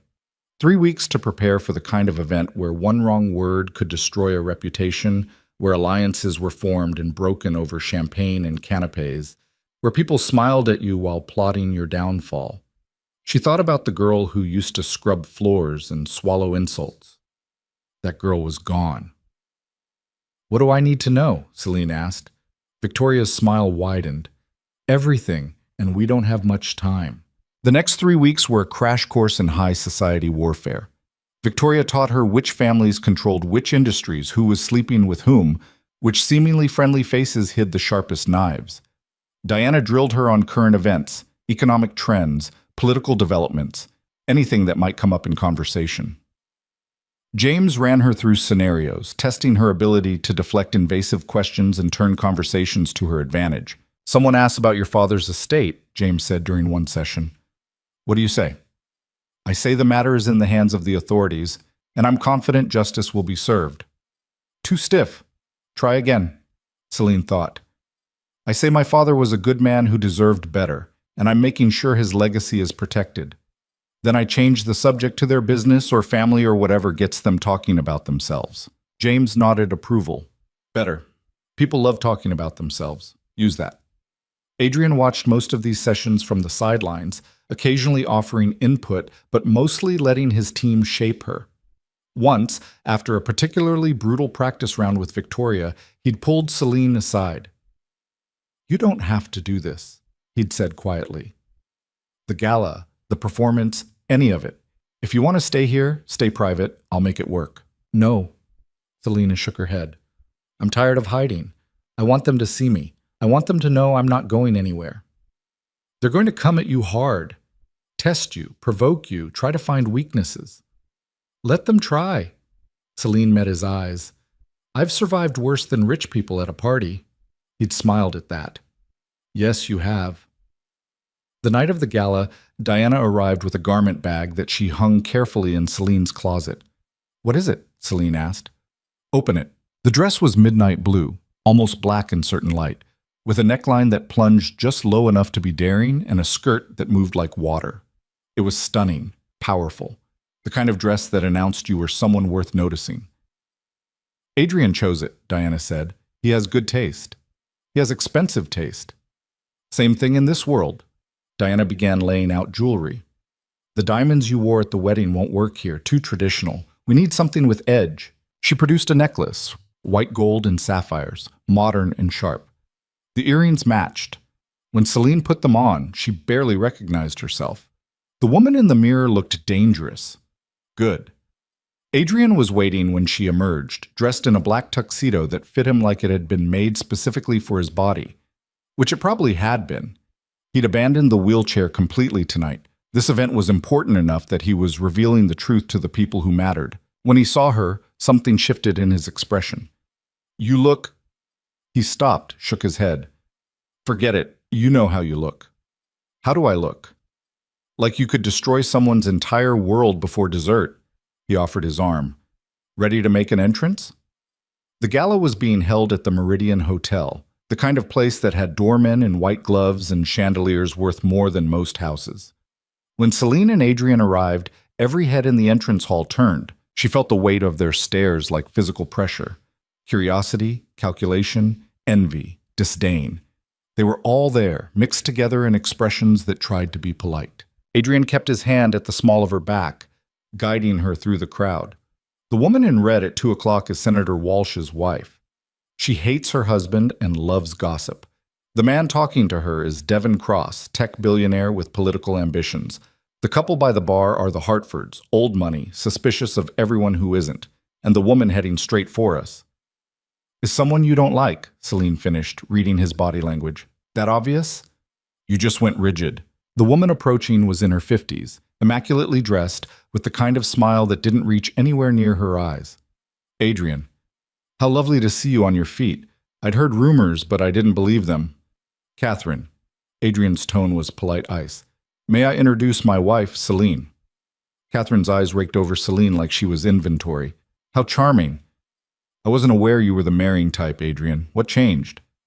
I met the right person, Adrian said smoothly. How romantic. Catherine's smile sharpened. Though I have to say, I was surprised to hear you married Richard Bennett's daughter. Such a tragedy. What happened to that family? I heard the widow is facing criminal charges. There it was, the first thrust. Celine met Catherine's eyes steadily. Stepmother. She was my stepmother, not my mother, and yes, she's facing charges for what she did. Justice delayed isn't justice denied. Of course. Still, it must be difficult for you. All that scandal attached to your name. The scandal is attached to her name, not mine. I'm a Voss now. Celine let the words land. And the Voss name carries quite a bit of weight, doesn't it? Catherine's smile tightened. Indeed it does. Well, enjoy the evening. She swept away. Adrian's hand squeezed Celine's gently. First blood to you. Was that a test? Everything tonight is a test. He guided her toward the ballroom. And you just passed round one. The evening unfolded in a series of carefully orchestrated encounters. Victoria appeared with a tech investor who wanted to discuss Adrian's real estate portfolio. James materialized with a judge who had questions about a case involving one of Adrian's companies. Each time, Celine stood beside Adrian, contributing just enough to show she understood what was being discussed, deflecting personal questions with practiced ease. You're doing well, Victoria murmured during a brief pause. Better than I expected. I'm terrified. Good. Fear keeps you sharp. Just don't let them see it. Victoria nodded toward a cluster of women near the windows. Senator Walsh's wife is watching you. She's going to approach soon. Be ready. Sure enough, 5 minutes later, the senator's wife, Patricia, cornered Celine near the champagne fountain. Mrs. Voss, I've been dying to meet you. Patricia had the kind of voice that suggested she was sharing a secret. Tell me, how did you and Adrian meet? The story I heard was so romantic, but I'm sure it's been exaggerated. We met through family business, Celine said carefully. It wasn't particularly romantic. Oh, how disappointing. I was hoping for something more dramatic. Patricia leaned in. Is it true your stepmother tried to force you into the marriage? Celine's spine stiffened. Where did you hear that? Oh, you know how people talk. They say she owed Adrian money and offered you up as payment, like something out of a Victorian novel. Patricia's eyes gleamed. Of course, I told everyone that was ridiculous. You clearly married for love. The lie was so transparent, it was almost funny. Patricia wasn't defending Celine. She was fishing for confirmation, trying to get Celine to either confirm or deny the rumors so she could spread the truth to her friends. People say a lot of things, Celine said evenly. Very little of it is true, but I suppose that won't stop them from talking. Exactly. That's what I always say. Patricia touched Celine's arm conspiratorially. Between you and me, I think it's wonderful that you found happiness despite everything. And Adrian is so protective of you, isn't he? I saw how he looked at that awful Catherine when she mentioned your stepmother. Adrian is protective of what's his. Celine kept her smile pleasant. I'm fortunate to have him. And he's fortunate to have you, such a strong woman, surviving everything you've been through. Patricia's voice dripped with false sympathy. It must have been terrible, losing your father and then being treated so poorly by that woman. I can't imagine. No, Celine thought, you can't. It was difficult, she said aloud. But I'm past that now. Of course you are. And now you have everything, wealth, status, a powerful husband. Patricia's smile was sharp. Some women would kill for what you have. Some women probably will try, Celine said lightly. Good thing I know how to protect myself. Patricia laughed, but her eyes were calculating. I like you. You're tougher than you look. Thank you. I'll take that as a compliment. After Patricia drifted away, Diana appeared at Celine's elbow. Well handled. She's going to tell everyone you're a threat, which is exactly what we want. Is it? In this world? Absolutely. Weakness gets you eaten alive. Strength gets you respect, or at least caution, which is almost as good. Diana handed her a fresh glass of champagne. You're doing better than most people on their first outing. Keep it up.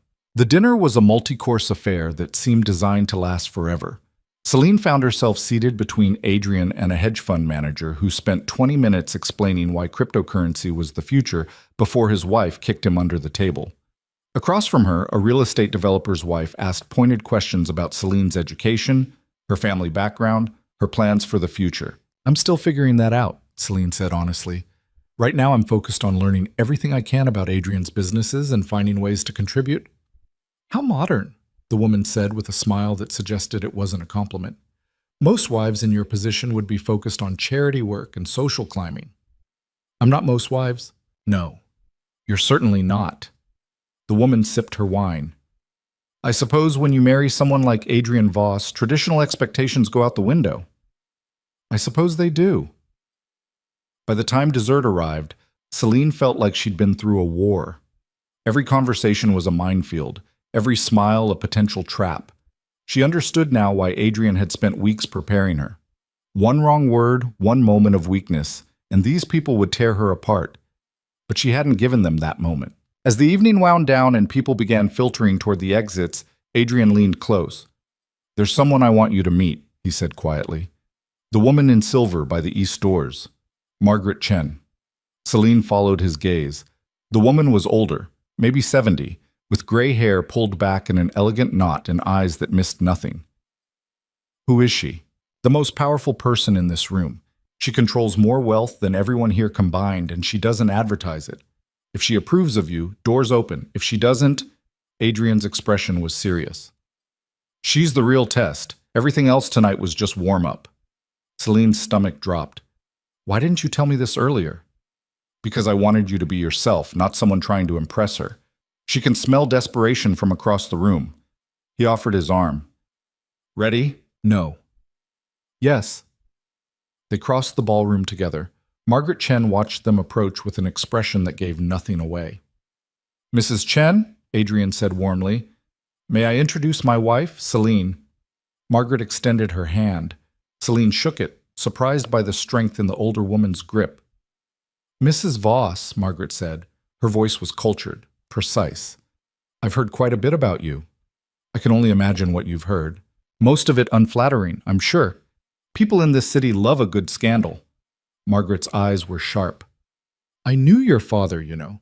Not well, but we served on a board together years ago. He was an honest man in a world that doesn't value honesty. Celine's throat tightened. He was. I was sorry to hear about his passing, and sorrier still to hear about what happened after. Margaret paused. Your stepmother was at this very gala 2 years ago, spending money that didn't belong to her and acting like she'd earned it. I remember thinking someone should stop her. I'm glad someone finally did. You know about the charges. My dear, I know about everything. It's how I've stayed alive this long. Margaret smiled slightly. The question is, what do you plan to do now? You've married well, extracted justice from the woman who wronged you. Where do you go from here? It was the question Celine had been avoiding. What did she want now that she'd gotten her revenge? I want to build something that matters, she said slowly. My father spent his life creating jobs, helping people, making something useful. I want to do the same, but I want to do it in a way that no one can take it from me. Margaret studied her for a long moment. Then she nodded. Good answer. Most people in your position would say they want to enjoy their newfound wealth, or focus on being a good wife, or some other vapid nonsense. She glanced at Adrian. You chose well. She has potential. I know, Adrian said. Don't waste it. Margaret turned back to Celine. If you're serious about building something, come see me next week. I sit on the boards of several foundations looking for fresh leadership. We'll talk about what you're capable of. She walked away before Celine could respond. What just happened? Celine asked. You passed the real test, Adrian said. Margaret Chen doesn't offer mentorship lightly. If she's willing to talk to you, it means she sees something worth investing in. I don't understand. You will. He guided her toward the exit. Come on, we've done enough for one night. In the car ride home, Celine leaned her head back and closed her eyes. How did I do? Really? Better than expected. Better than I did my first time. Adrian's hand found hers in the darkness. You held your own against people who've been playing this game for decades. That's not nothing. It felt like nothing. It felt like I was drowning and trying not to show it. That's what power feels like when you're learning to use it. Uncomfortable and terrifying, and like you're one mistake away from disaster. His thumb traced circles on her palm. But you didn't make any mistakes. You were exactly who you needed to be. Celine opened her eyes and looked at him. Who was that? Yourself, just sharper, more dangerous. He smiled. The woman I knew you could become. Back at the penthouse, Celine kicked off her heels and collapsed onto the couch. Adrian poured them both whiskey and sat beside her. To surviving your first society event, he said, raising his glass. To surviving. She clinked her glass against his and drank. The whiskey burned going down, but in a good way. When's the next one? 2 weeks. Smaller event, fewer sharks. You'll be fine. What if I'm not fine? What if I mess up, say the wrong thing, embarrass you? Then we handle it together. Adrian set down his glass. You're not alone in this anymore, Celine. Whatever happens, we face it as partners. That was the deal. Partners. The word settled over her like a blanket. She'd spent so long being alone, first in grief, then in survival, that she'd forgotten what it felt like to have someone in her corner. Someone who saw her struggling and didn't use it against her. Thank you, she said quietly. For what? For seeing me. When no one else did. When I didn't even see myself. Adrian was quiet for a moment. Then he reached out and tucked a strand of hair behind her ear, the gesture achingly gentle. I told you before. I chose you because you were already strong. I just gave you a reason to stop hiding it. His gray eyes were intense. Everything you did tonight, everything you've done these past 2 months, that's all you, not me. Don't forget that. Celine didn't trust herself to speak, so instead she leaned forward and kissed him. It wasn't like the wedding kiss, careful and controlled. This was real, honest. Born from weeks of growing trust and shared purpose, and the slow realization that the man sitting beside her had become someone she actually cared about. When she pulled back, Adrian's eyes had darkened. Celine, I know what I'm doing, she said, and I know you said you wouldn't touch me unless I wanted you to, so I'm telling you, I want you to. For a moment he didn't move. Then he stood, offered his hand, and pulled her to her feet. "Are you sure?" he asked. "I'm sure." He led her to his room, not hers, but his, a space she'd never entered before. It was simpler than she'd expected. Clean lines, dark colors, a bed that looked like it had actually been slept in. He kissed her again, and this time there was no hesitation, no performance. Just two people who'd been circling each other for weeks, finally giving in to what they both wanted. Later, lying in the darkness with Adrian's arm around her, Celine stared at the ceiling and tried to process everything that had changed. She was married to a dangerous man. She'd helped destroy her stepmother. She'd stepped into a world of wealth and power and manipulation that she barely understood. And somehow, impossibly, she was starting to build something new from the wreckage of her old life. "What are you thinking?" Adrian asked, his voice rough with sleep. "That I don't recognize myself anymore. Is that good or bad?" Celine thought about the girl who'd scrubbed floors, about the woman who'd walked into that gala with her head high and come out victorious. "I think it's good," she said. "I think I'm finally becoming who I was supposed to be all along." Adrian pulled her closer. "Then my work here is done." "Your work is just beginning. We still have to finish what we started." "With Miranda?" "With everything." Celine turned to face him in the darkness. "She's just the beginning. There are other people who need to pay, other wrongs to right, other battles to fight." Adrian smiled. "Now you sound like me. Maybe I'm learning from the best." "Maybe you are."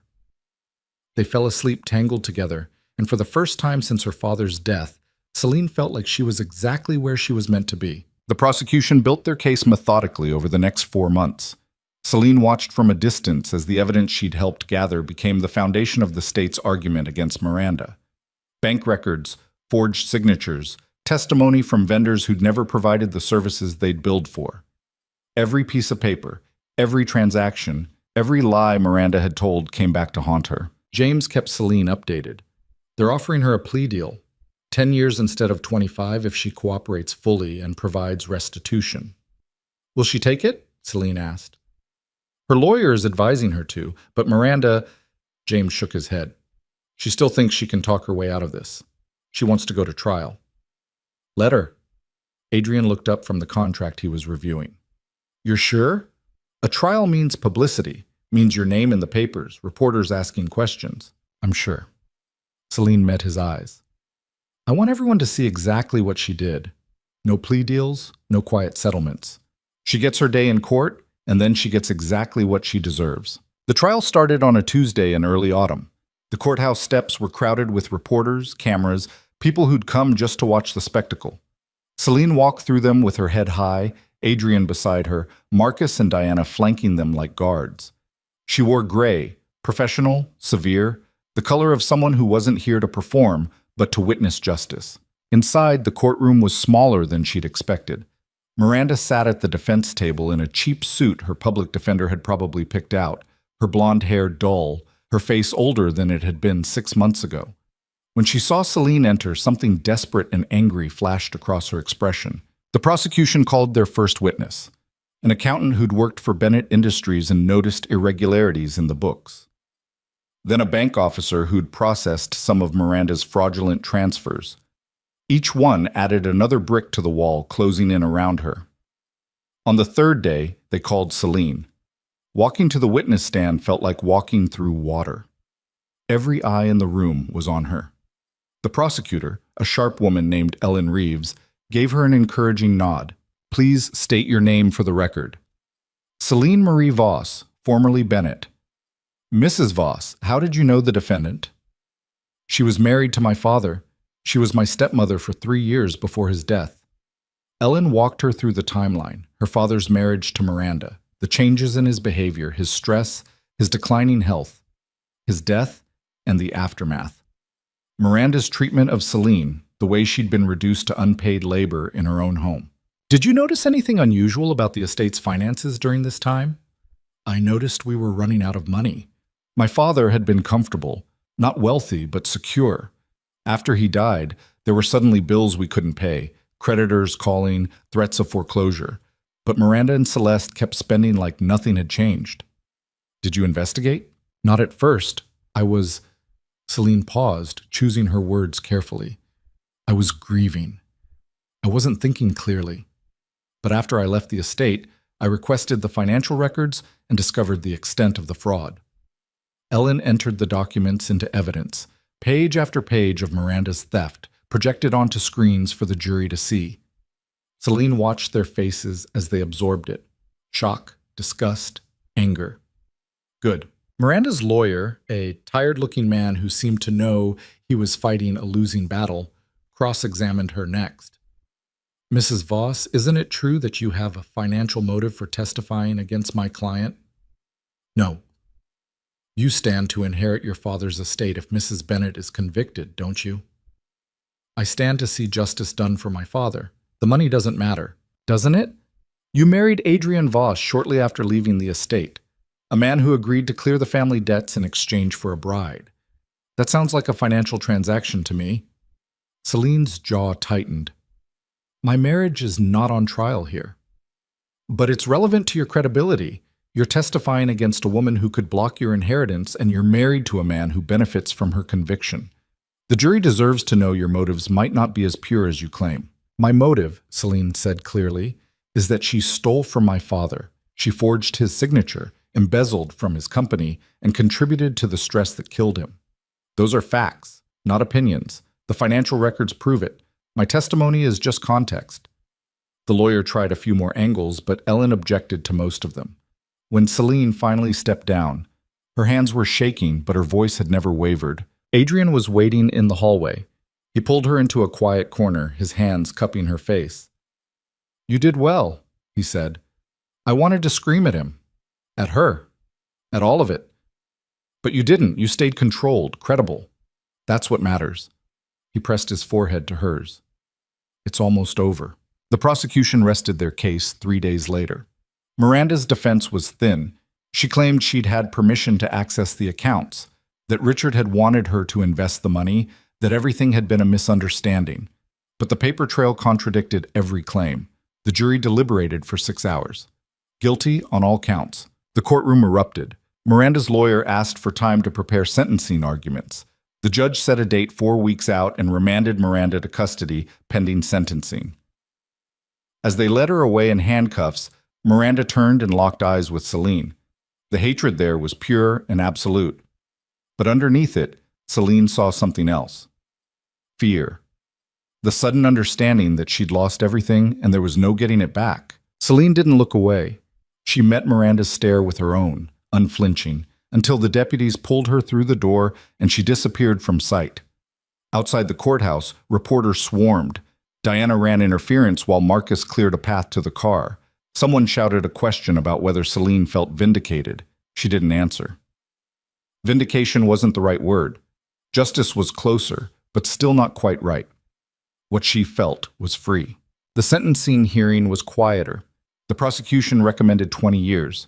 Miranda's lawyer begged for leniency. His client was a mother, a widow, someone who'd made mistakes but deserved a second chance.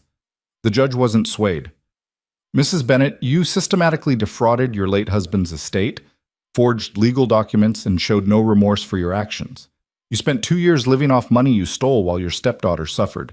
This court sees no reason for leniency. 22 years. With good behavior, she might see parole in 18. Miranda crumpled when she heard the sentence.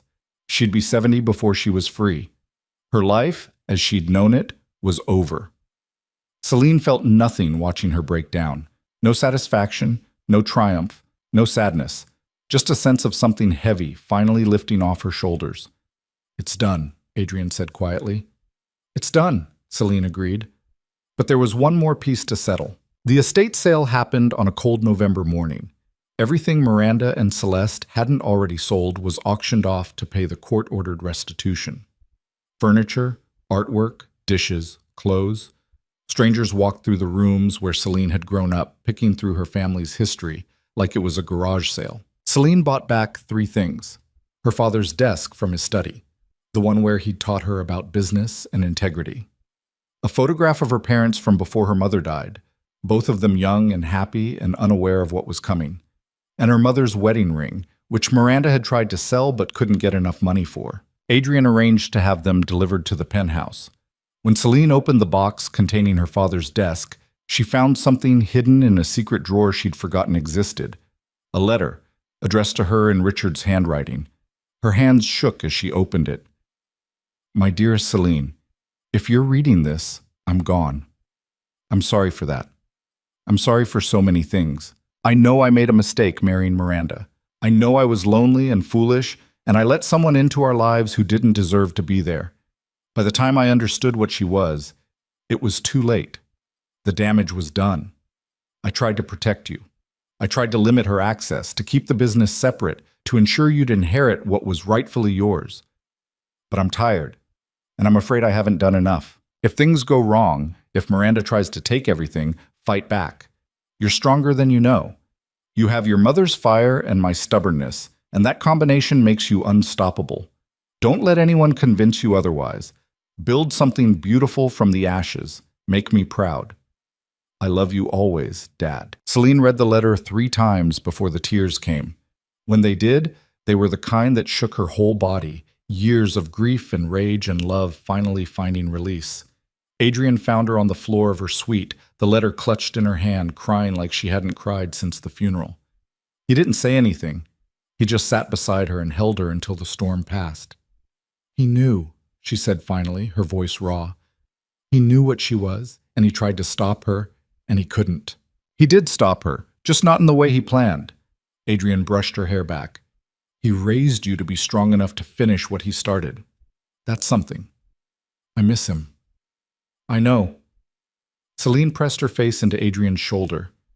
I wish he could see what I've become. I wish I could tell him I fought back, that I won. He knows. Adrian's voice was certain. Wherever he is, he knows. And he's proud of you. The meeting with Margaret Chen happened 2 weeks later. Her office was in a building older than Adrian's tower, but just as impressive.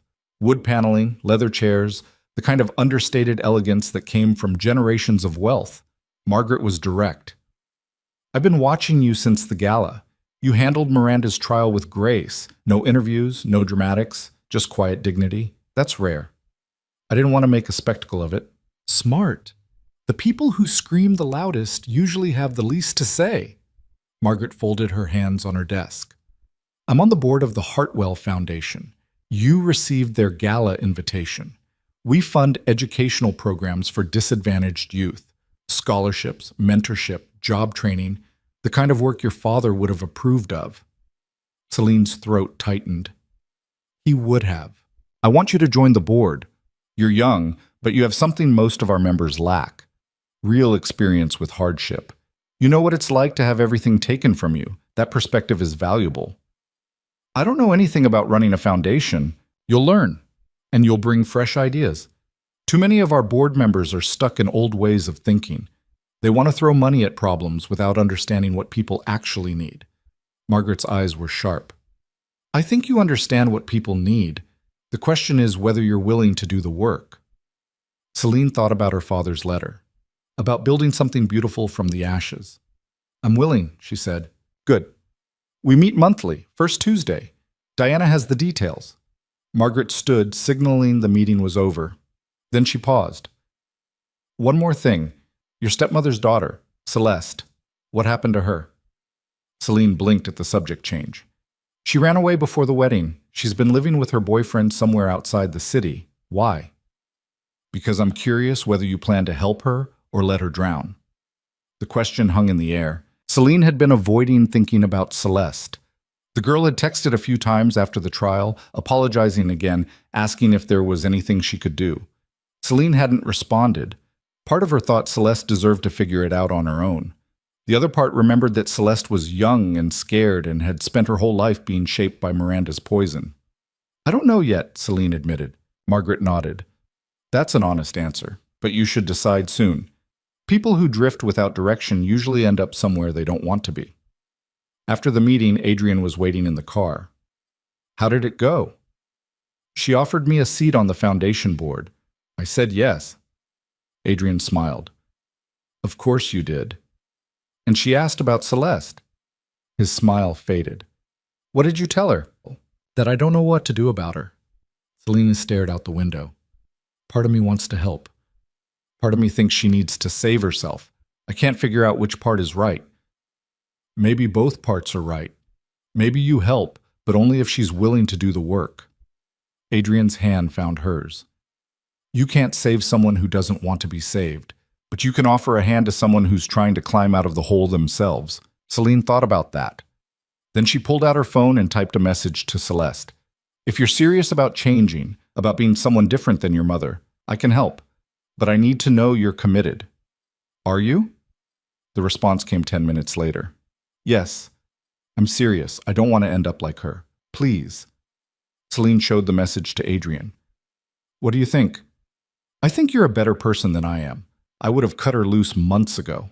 That's because you're practical. I'm stubborn. Celine typed back. Meet me at the penthouse tomorrow. We'll talk. The next day, Celeste arrived looking nothing like the spoiled girl who'd lived in the estate. Her hair was darker, pulled back in a simple ponytail. She wore jeans and a sweater that had seen better days. When she saw Celine, her eyes filled with tears. Thank you for seeing me. Celine gestured to the couch. Sit. Tell me what you've been doing. Celeste sat on the edge of the cushion like she might bolt at any moment. Marcus got a job at a garage. I've been working at a coffee shop. It's not much, but it's honest work. And it's... She paused. It's the first time I've ever had to actually work for something. How does it feel? Terrible. Humbling? Kind of good, actually. Celeste twisted her hands together. I've been thinking a lot about everything. About Mom. About what she did. About how I just went along with it because it was easier than questioning her. You were young. I was old enough to know better. Old enough to see that what she was doing to you was wrong. Celeste's voice cracked. I'm so sorry, Celine, for all of it. For not standing up for you, for being cruel, for being useless. You deserved so much better. Celine studied her stepsister. The apology sounded real. The regret looked genuine. But words were easy. Actions were what mattered. What do you want from me? Celine asked. I don't know. Forgiveness, maybe? Or just a chance to prove I'm not her? That I can be better? Celeste met her eyes. I know I don't deserve it, but I'm asking anyway.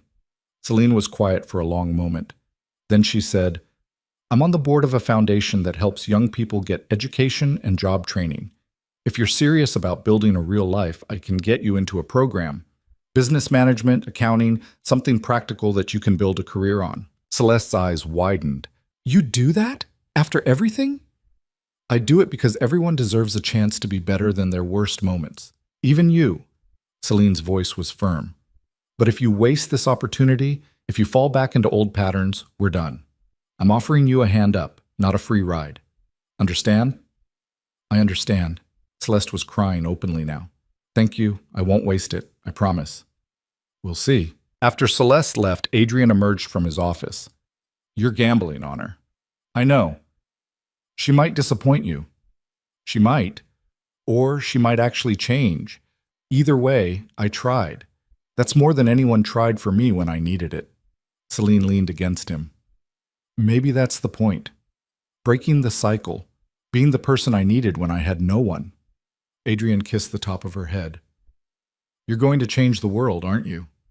I'm going to try, one person at a time. 6 months later, Celine stood in front of the foundation board presenting her first major initiative, a program that paired young people from disadvantaged backgrounds with mentors in their chosen fields. Job shadowing, skill training, networking opportunities, the kind of comprehensive support that could actually change lives. Margaret Chen watched from the head of the table, her expression unreadable. When Celine finished, she asked a single question.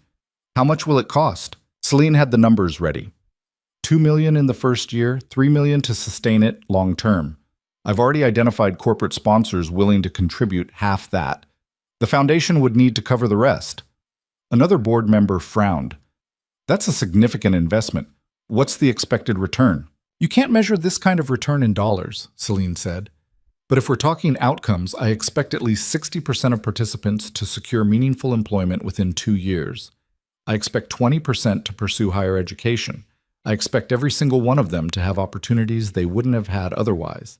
And I expect some of them to come back and mentor the next generation. That's the return. people who become contributors instead of casualties. The board voted, 7 in favor, 2 against, 1 abstention. The program was approved. Walking out of the meeting, Margaret fell into step beside Celine. Well done. You've learned quickly. I had good teachers. You had the raw material already. We just helped you polish it. Margaret paused at the elevator. Your father would be proud. You're building exactly the kind of legacy he'd want. The words hit Celine harder than she'd expected. Thank you. That means more than you know. I know exactly how much it means. That's why I said it. Margaret smiled, a rare expression. Keep going. You're just getting started. That evening, Celine found Adrian on the penthouse terrace, looking out at the city. The skyline was lit up like a constellation, millions of lives playing out in those glowing windows. Your program got approved, he said without turning around. You already knew it would. I had faith in you. He glanced back. Though I'll admit, the way you handled Roberts, that was impressive. He's shot down every proposal for the last 5 years. Getting him to abstain instead of voting no is practically a miracle. I told him his grandson would benefit from the program. He's been struggling to find work after dropping out of college. Roberts didn't want to admit it publicly, but he wanted help. Celine joined Adrian at the railing. Everyone has a pressure point. You taught me that. I taught you a lot of things. You're starting to use them better than I do. I had a good teacher. They stood in comfortable silence, watching the city breathe. Somewhere out there, Miranda was serving her sentence, learning what it felt like to have nothing. Somewhere out there, Celeste was attending classes and working at her coffee shop, trying to become someone different. And here, in this tower, Celine stood beside the man who'd given her a chance to rebuild her life from nothing. Do you ever regret it? Adrian asked. Marrying me, getting involved in all this, giving up the chance to just walk away and start fresh somewhere else? Celine thought about the question, about the girl she'd been and the woman she'd become, about everything she'd lost and everything she'd gained. No, she said. I don't regret any of it, even the hard parts, especially the hard parts. They made me who I am. And who are you? It was the same question he'd asked the night before their wedding. Then, she hadn't known how to answer. Now she did. I'm someone who survived, someone who fought back, someone who's building something that matters. She turned to face him. I'm the woman standing beside you, the woman running a foundation, the woman who learned to turn pain into power instead of letting it destroy her. That's who I am. Adrian's smile was slow and genuine. I love you, you know. It was the first time he'd said it. The first time either of them had said it. Celine's breath caught. I love you too. He pulled her close, and she fit against him like she'd been made for this. For him, for this life they were building together. What happens now? She asked. Now we keep going, keep building, keep taking care of each other and the people who depend on us. He kissed her forehead. Now we live the life we fought for. That night, lying in bed with Adrian asleep beside her, Celine pulled out her father's letter and read it one more time. Build something beautiful from the ashes. Make me proud. She'd done that. Was still doing it. Every day she woke up and chose to be someone who created instead of destroyed, who helped instead of hurt, who turned her anger into something useful instead of letting it poison her. That was the legacy her father had wanted, not money or power or revenge, though she'd claimed all three. The real legacy was becoming someone who made the world better than she'd found it. She folded the letter carefully and put it back in its drawer. Then she curled into Adrian's warmth and let herself feel something she hadn't felt in years. Peace. The foundation program launched 3 months later with 20 participants. Celine interviewed every single one of them personally. She heard stories that echoed her own, families that had fallen apart, parents who'd failed them, systems that had chewed them up and spit them out. And she saw in their eyes the same fire she'd carried through 2 years of hell, the determination to be more than their circumstances. We're going to work hard, she told them on the first day. This isn't charity, this is opportunity. What you do with it is up to you. But I'm here. My team is here. And we're invested in seeing you succeed. One girl, maybe 19, with wary eyes and defensive posture, raised her hand. Why? Why do you care what happens to us? Celine could have given a dozen polished answers. Instead, she gave the truth. Because someone gave me a chance when I had nothing. Someone saw potential in me when I couldn't see it in myself. And that changed everything. I'm paying it forward. That's all. 6 months into the program, 15 of the 20 participants were thriving. 3 had dropped out. 2 were struggling but still showing up. Celine considered that a victory. Celeste was one of the success stories. She'd completed her business certification and landed a junior position at one of Victoria's real estate firms. She called Celine once a week to report her progress, always anxious, always trying too hard to prove she was worthy of the second chance. "You don't have to prove anything to me," Celine told her during one of those calls. "Just prove it to yourself. Be the person you want to be, not the person you think I want you to be." "I'm trying," Celeste said. "It's harder than I thought, figuring out who I am when I'm not just mom's daughter or your stepsister, when I'm just me. That's the hardest work there is, but it's worth it." "Are we—" Celeste hesitated. "Are we okay? You and me?" Celine considered the question. They weren't close, probably never would be. Too much history, too many scars. But they weren't enemies anymore either. "We're okay," Celine said. "We're figuring it out. That's enough." A year after the wedding, Adrian threw a party. Not a gala, not a business event, just a celebration for the people who mattered. Victoria and James and Marcus and Diana. Margaret Chen, who'd become something like a friend. A few of the foundation board members. Celeste and Marcus, who'd gotten engaged and seemed genuinely happy. And Celine's program participants, the ones who'd stuck with it and were building real futures. Adrian stood at the center of the penthouse, glass raised. A toast to surviving, to fighting back, to building something that lasts. Everyone drank. Then Celine raised her own glass. "To second chances," she said, looking at Celeste. "To the people who see us when we're invisible." She looked at Adrian. "And to knowing that sometimes the best revenge is living well and refusing to let the people who hurt us define who we become." The applause was genuine, warm. These were people who understood that success wasn't about money or status or power, though they all had those things. Success was about becoming someone you could be proud of, someone who made choices based on who you wanted to be, not who you were running from. Later, when most of the guests had left, Celine found herself back on the terrace with Adrian. The city was still there, still glowing, still full of people struggling and surviving and occasionally thriving. "Happy?" Adrian asked. "Yes, surprisingly, genuinely happy." "Surprising. A year ago, I was scrubbing floors and thinking my life was over. Now I'm here, with you, running a foundation, making a difference. It's—" She shook her head. "It's more than I ever imagined." "You did this," Adrian said firmly. "I gave you an opportunity. You turned it into something real." "We did this. Together." Celine leaned against him. "I couldn't have done any of it alone." "Sure you could have. It would have taken longer and been harder, but you would have found a way. You're too stubborn not to." Celine laughed. "I'll take that as a compliment." "It is one." They stood there, two people who'd found each other in the wreckage of broken lives and built something neither of them had expected. A partnership, a marriage, a future. "What's next?" Celine asked. "We've taken down Miranda, launched the foundation, established ourselves in society. What's the next challenge?" Adrian's smile was mysterious. "I have some ideas, but they can wait. For now, let's just enjoy this." This moment, this peace, this feeling that everything we fought for was worth it. He turned to face her fully. "We've spent a year fighting battles. Maybe it's time to just live." Celine thought about that, about the letter from her father telling her to build something beautiful, about Margaret Chen saying she was just getting started, about the 20 young people who were counting on her to show them that change was possible. "I don't think I know how to just live anymore," she admitted. "I'm always thinking 3 steps ahead, planning the next move, anticipating the next threat." "Then I'll teach you." Adrian's hands cupped her face. "We'll teach each other. How to enjoy what we've built. How to be happy instead of just surviving." "Okay," Celine whispered. "Teach me." He kissed her, slow and deep and full of promise. And for the first time in years, maybe the first time ever, Celine let herself stop planning and just feel.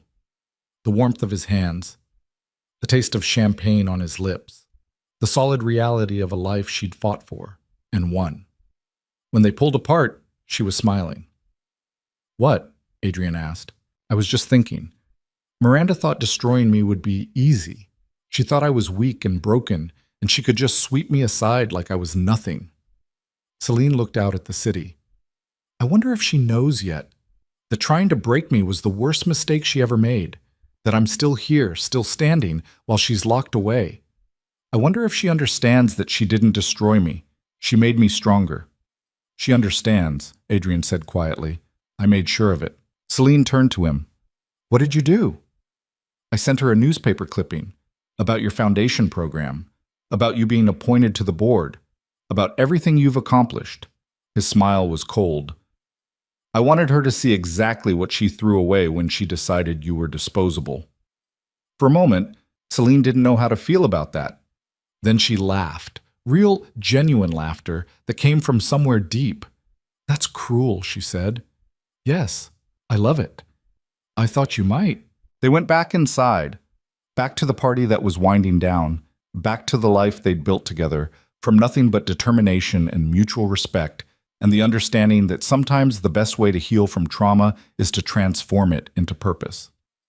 Celeste caught Celine before she left. Thank you, for tonight, for everything, for not giving up on me. I didn't do it for you, Celine said honestly. I did it because that's who I want to be. Someone who helps when she can. But you did the work, Celeste. You chose to change. That's all you. Celeste hugged her, awkward and uncertain, but real. I'm going to keep choosing it every day. Good. That's all any of us can do. After everyone left, Celine and Adrian stood in the quiet penthouse, surrounded by the remnants of celebration. Empty glasses, scattered napkins, the warm feeling of people who'd cared enough to show up. This is what winning looks like, Adrian said. Not crushing your enemies, though we did that too. This, community, purpose, people who matter to you and who you matter to.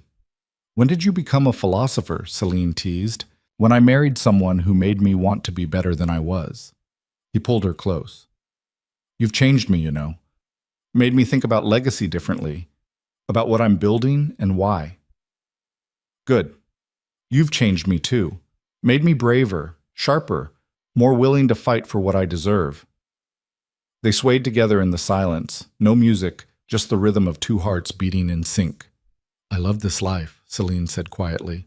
I love who I am in it, who we are together. So do I. Then let's keep building it. Let's make it so beautiful and so strong that nothing can tear it down. Deal. That night, Celine dreamed about her father. They were in his study, the one from before everything went wrong. He was teaching her about compound interest, about building wealth slowly and ethically. In the dream, she told him everything. About Miranda's betrayal, about the trial, about Adrian and the foundation and the life she'd built. He smiled at her, pride shining in his eyes. You did good, sweetheart. Better than I could have imagined. I miss you, she said. I know. But you're okay now. Better than okay. You're exactly where you need to be, doing exactly what you're meant to do. He touched her face gently. I'm so proud of you. Not because you got revenge or married well or became successful. I'm proud because you stayed kind despite everything. Because you chose to help others instead of becoming bitter.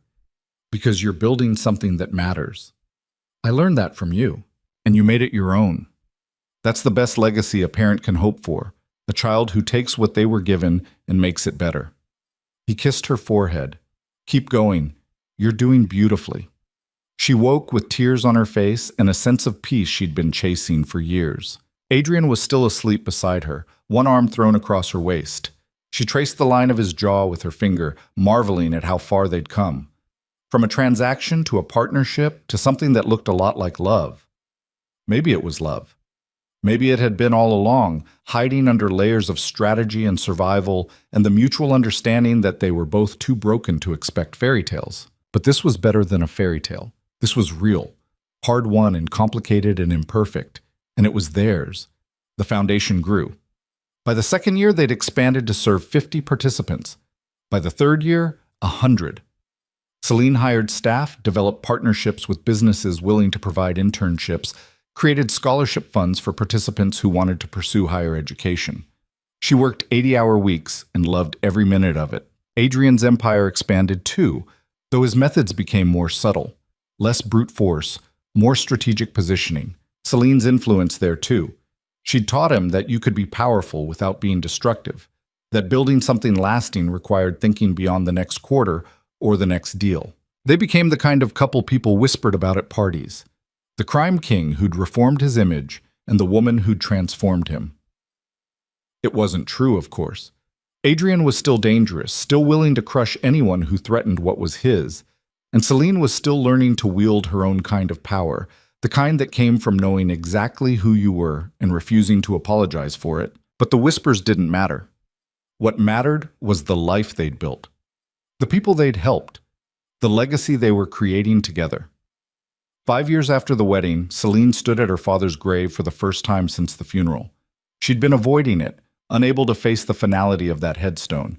But today felt right. She knelt and placed fresh flowers on the grave. "Hi, Dad. I know it's been a while. I've been busy." The wind rustled through the trees. Somewhere, a bird sang. "Miranda's still in prison. She'll be there for a long time. Celeste turned out okay. You'd be surprised. She's working hard, making something of herself. And me?" Celine smiled through tears. "I'm doing what you told me to do. Building something beautiful from the ashes, making you proud." She told him about the foundation, about the lives they'd changed, about Adrian, about falling in love with someone unexpected, about learning that strength wasn't about never falling down, it was about getting back up, over and over, until you finally found solid ground. "I wish you could see it all," she said, "but I think maybe you can. I think maybe you're proud of me. I hope you are." She stayed there for an hour, talking to her father the way she used to when he was alive, about everything and nothing, about the future she was building and the past she'd survived. When she finally stood to leave, she felt lighter. Adrian was waiting by the car, giving her space but staying close enough that she knew he was there if she needed him. When she reached him, he pulled her into his arms. "You okay?" he asked. "Yeah, I'm okay. Better than okay." She looked back at the grave. "I said goodbye. Finally let go of the anger and the grief and all of it. I think he'd want me to. I think he would too." They drove back to the city in comfortable silence. When they pulled up to the tower, Celine looked up at the building that had become home. "Do you ever think about what would have happened if we hadn't met?" she asked. "Sometimes. I think I'd still be sitting in that wheelchair, playing games, winning every battle but losing the war." Adrian's hand found hers. "And you'd probably still be fighting to survive. We needed each other. Still do." "Yeah, we do." They rode the elevator up together, hand in hand, two people who'd started as strangers and become something more. Partners, allies, lovers, family. The penthouse was quiet when they entered. Celine kicked off her shoes and collapsed onto the couch. Adrian joined her, pulling her against his side. "What do you want for dinner?" he asked. "Something simple. I don't want to think tonight. I just want to be." "Then that's what we'll do." And they did. They ordered takeout and ate it on the couch, watching a movie neither of them paid attention to. They talked about nothing important, work gossip, foundation drama, Victoria's latest scheme. They laughed at stupid jokes and argued about whether the movie was any good, and existed in the kind of comfortable domesticity that neither of them had expected to find. Later, lying in bed with the city lights painting patterns on the ceiling, Celine finally put words to the thing she'd been feeling for months. "I'm happy," she said.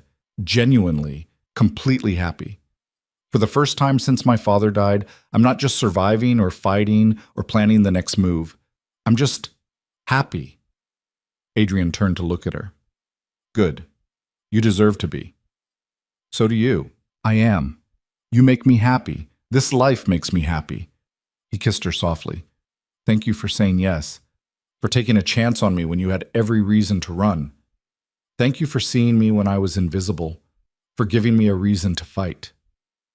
They fell asleep tangled together, two people who'd found each other in the wreckage and built something beautiful. And somewhere in a prison cell, Miranda lay awake, probably still cursing the day she'd underestimated the girl she'd tried to break.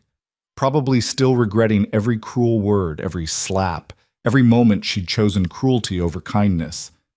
But Celine didn't think about her anymore. Miranda was the past. A chapter closed, a lesson learned. The future was what mattered now. The foundation was expanding into new cities.